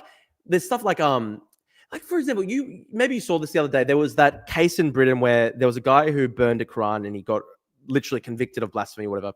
Maybe it was the guy that was getting attacked by the dude with the knife. Yeah, got attacked by a knife. And listen, look, I think burning a Quran is a vulgar act, but I don't think it should be literally brutally repressed by the state. The funny thing is, all these right wingers obviously focus on that case a lot in Britain. It's wrong that it's treated like blasphemy. But you know what's amazing? You would know about this one. There was this guy in Russia who did that a couple months ago. Kadirov's son beat his ass. Yeah, exactly. And they uploaded it on social media. It's funny to them. Yeah, isn't it great? So the guy did it, I think, in Volgograd, which is 800 kilometers north of Grozny. And then the Chechens actually demanded that the Russian administration transfer him to Chechnya so they could torture him. It's like, wow, bro, like what the base Western civilization where like they're literally transferring a random guy from Russia to Chechnya. Imagine to be tortured Hunter Biden slapping somebody Seriously. around because they disrespected like something. It doesn't make like there's no comparison that could be defensible. It's just simply that these people. Honestly, I think it really a lot of it boils down to the mainstream media broadly sympathetic to Ukraine. We're not the mainstream media. Yeah. Therefore, something's up. They're trying to trick us. Let's find out why they're tricking us. They're allowing the mainstream media to pick their opinions for them. But just they take a step forward, we take a step backwards. Absolutely. It's actually sad, man. It's actually sad, like how little independent thought exists. What else? Was there any other crazy parts that he had in there? I think the fact that he said like Lenin created Ukraine was a fucking insane moment. Like, yeah, no, it's insane. I mean, Voltaire wrote about Ukraine like back in the day. Yeah. It's not like a brand new concept with a brand new. I mean, Taras Shevchenko died long before, and he wrote about free Ukraine, the most famous Ukrainian national poet in existence. He died dozens of years before Lenin became a figure that anybody had any idea who he was. Right. Yeah. So the Ukrainian national identity, the Ukrainian language. Why did the Russian Tsardom ban the Ukrainian language if this is an I raised that point actually. Existence? Yeah, exactly. I actually raised that point because I basically just said like, if it didn't exist, why did they ban it like 100 years prior to like Lenin supposedly creating Ukraine? That was a crazy moment when he literally says Lenin created Ukraine. And then he said, oh, well, they've historically been part of Russia or whatever. It was pretty fucking crazy. And then he tried to get me on like, oh, do you disagree with India's historically part of the British Empire? It doesn't mean shit. Yeah, I know. He tried to get me because I brought up the fact that Putin's infamous Tucker interview where, like, Tucker kept on trying to bring it back to NATO, and then Putin just kept on going like Kiev and Rus, and wanted to go back 1,000 years. He's like, wait a second, sir, I need to finish my Reddit post. Yeah, exactly. Yeah. So I brought that up, right? And I just said, like, if you watch that, Putin was talking about 1,000-year-old historical claims. He wasn't talking about NATO expansion. And then Alex Jones was just like, oh, but do you deny that Kiev and Rus like existed? And I was like, what the fuck? Like, what does that mean? Weird. I mean, like, look, we, as I'm an American Anglo, right? Yeah. Maybe German, Irish, but like I speak English. Like I drag it back to the Magna Carta or whatever. There's some civilizational line or ideological line that goes from the Magna Carta to the modern U.S. Constitution, which is the longest continuing constitution in the United States. There's a civilizational train. I can go back to the United Kingdom, to these philosophers. That doesn't mean I'm British. If you tell an American you're British, they're going to laugh in your face. Them having both, I just saw somebody in the chat.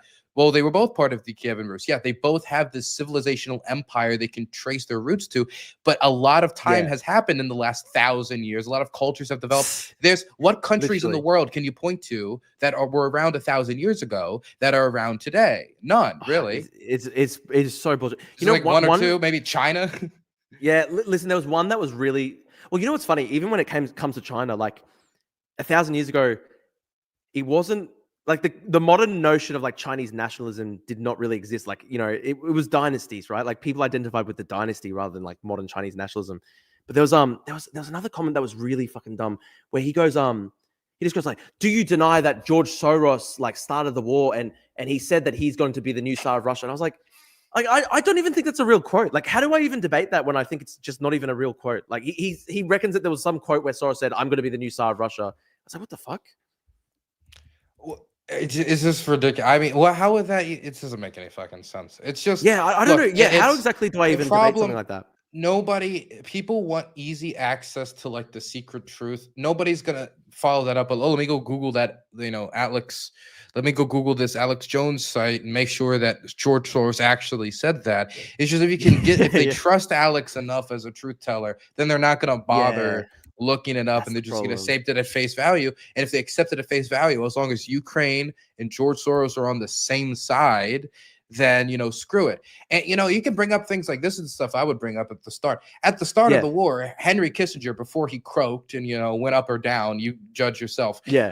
Before he croaked, hell, but yeah. But before he croaked, originally he was like, Ukraine has to compromise, Ukraine has to do X, Y, and Z, Ukraine need to negotiate. And the way I saw people talk about it was like, whoa, even Henry Kissinger says that Ukraine's too tough. And then when he switched his position, once he realized how fucked the Russians were, and he says, actually, maybe we should be a little tougher. People are like, see the war hawk Henry Kissinger. So it doesn't really matter. They're gonna flip flop it anyway. Up, literally. Yeah. Fuck, it's hard. Look, I'm going back on Friday. So I'll try to do some more preparation. Maybe we can have another chat as well at some point. It'd be great. Man, I love your Hassan work, by the way. I mean, I went to Hassan in March, and but your stuff is amazing. Like You went man, it's to crazy. Hassan. You went to Yeah, him, man. like the Yeah. Magic School Bus. You shrunk down and.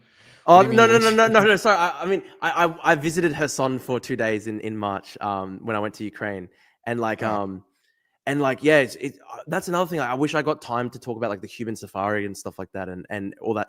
You know, it was so bullshit because I brought up just like what I saw in Dobropilia, because I remember the day after Trump cancelled the intelligence sharing. There was that huge missile strike in Dobropilia, and like 14 people were massacred.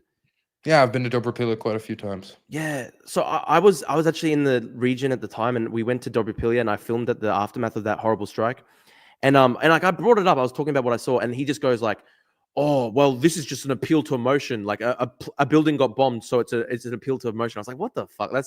And then meanwhile he's appealing to emotion with all like this nuclear fear mongering and stuff like that. Yeah, I mean, like for example, like the LGBT. Like, I don't know where everybody's getting this. I don't know why, because I saw it a few times. Yeah. People keep like, I'm not going to support Ukraine because they're going to trans the kids or whatever. Who the Oh, what country do they yeah, think what the this is? fuck? Okay, look, I am, I am pretty gay. I have a boyfriend. Very queer. I would not hold their hand here. I would not walk down the Well, look, street holding their Callan, hand. I'm friends with Callan, who's a big influencer, like doing a lot of news reporting in Ukraine right now. He did an awesome thing with Phidias. He's openly gay there, and like, listen, like Ukraine is overall like a pretty conservative Christian society. That's just why it's Yeah. so strange that they've got this whole idea that like, because they got the video of like Zelensky doing the dance like 20 years ago when he was a comedian, and they're like, oh, this proves that all of Ukraine is like gay, and it was like, what the fuck? It's just Okay, mental. then Donald Trump like motorboating like Rudy Giuliani in drag means that he's so super trans, like he's a trans woke like mobster or whatever. It's just so it's just bullshit. It's all Comedy bullshit, is canceled. Yeah, I know you can't do. Oh, dude, so funny. I was watching his like old. I was watching his video with Dugan, because he's actually had Dugan and Solovyov on his show, Alex Jones. I was watching his thing with Dugan, and like it's so stupid. Like as Dugan was speaking, they just clipped. They just moved to like. They just like, because obviously he's got like a whole team, and they put shit up on the screen while people talking. And he just started getting like Zelensky dancing in the drag thing like 20 years ago while Dugan was speaking. I'm like, this is just slop. Like this is just the worst slop imaginable, right? Like I would say Tucker Carlson is an active danger to the United States, and I mean that as in Alexander Dugin wrote books 30 years ago about our main interest should be starting a race war in the United States, Yeah, getting neighbor yeah. to kill neighbor, citizen to kill citizen, because if we can bring the Insane. collapse of the United States, then we can reassert ourselves and have an empire spanning from northern China all the way into the heart of Europe, into Central Mental. Asia. They wanted to like double the size of the largest country on the planet. That's in this Yeah. book, Foundations of Geopolitics. I can Yes. even get the old citations, quoted the that book, pages and the quotes. Like, so he that quoted means that book for he some reads reason. that and he doesn't Yeah. care that he wants a race war in our country, and he Yeah. chooses to paint people who are actively seeking our nation's destruction as like allies to the American right or an ally against wokeness. Really sick. Dude, it's crazy. Alex Jones actually was saying I've read his books and stuff like that on the stream. He hasn't And I read just said to shit. him, yeah, I know. I said to him, like, are you aware, for example, in that book, he says that all of Ukraine should be annexed and occupied. And then he just didn't have an answer to that. So a lot of this stuff, he honestly did not have much in the way of answers or anything like that. Gee, listen, I might have to call it a day now, because I'm gonna go sleep. Like I got 2 hours of sleep before this one, because it's 5 a.m. here in Australia when it was starting. But listen, man, thank you so much, Dylan, for coming on the show, and I really appreciated the chats. And listen, I've got 2 more days before the next one. Hopefully, we can have another chat before then. It'd be awesome. Sure, just send me a DM, ask what when you want to talk or whatever, and I'll see what I can do. Yeah, thanks so much for coming on at such short notice, man. I really appreciate it. Thanks so much, Dylan. And I want to say as well, thank you to everybody who's watching and did super chats and stuff. Thank you so much, guys. Thank you. Cheers, guys. Yep. See you later. Bye bye. Bye.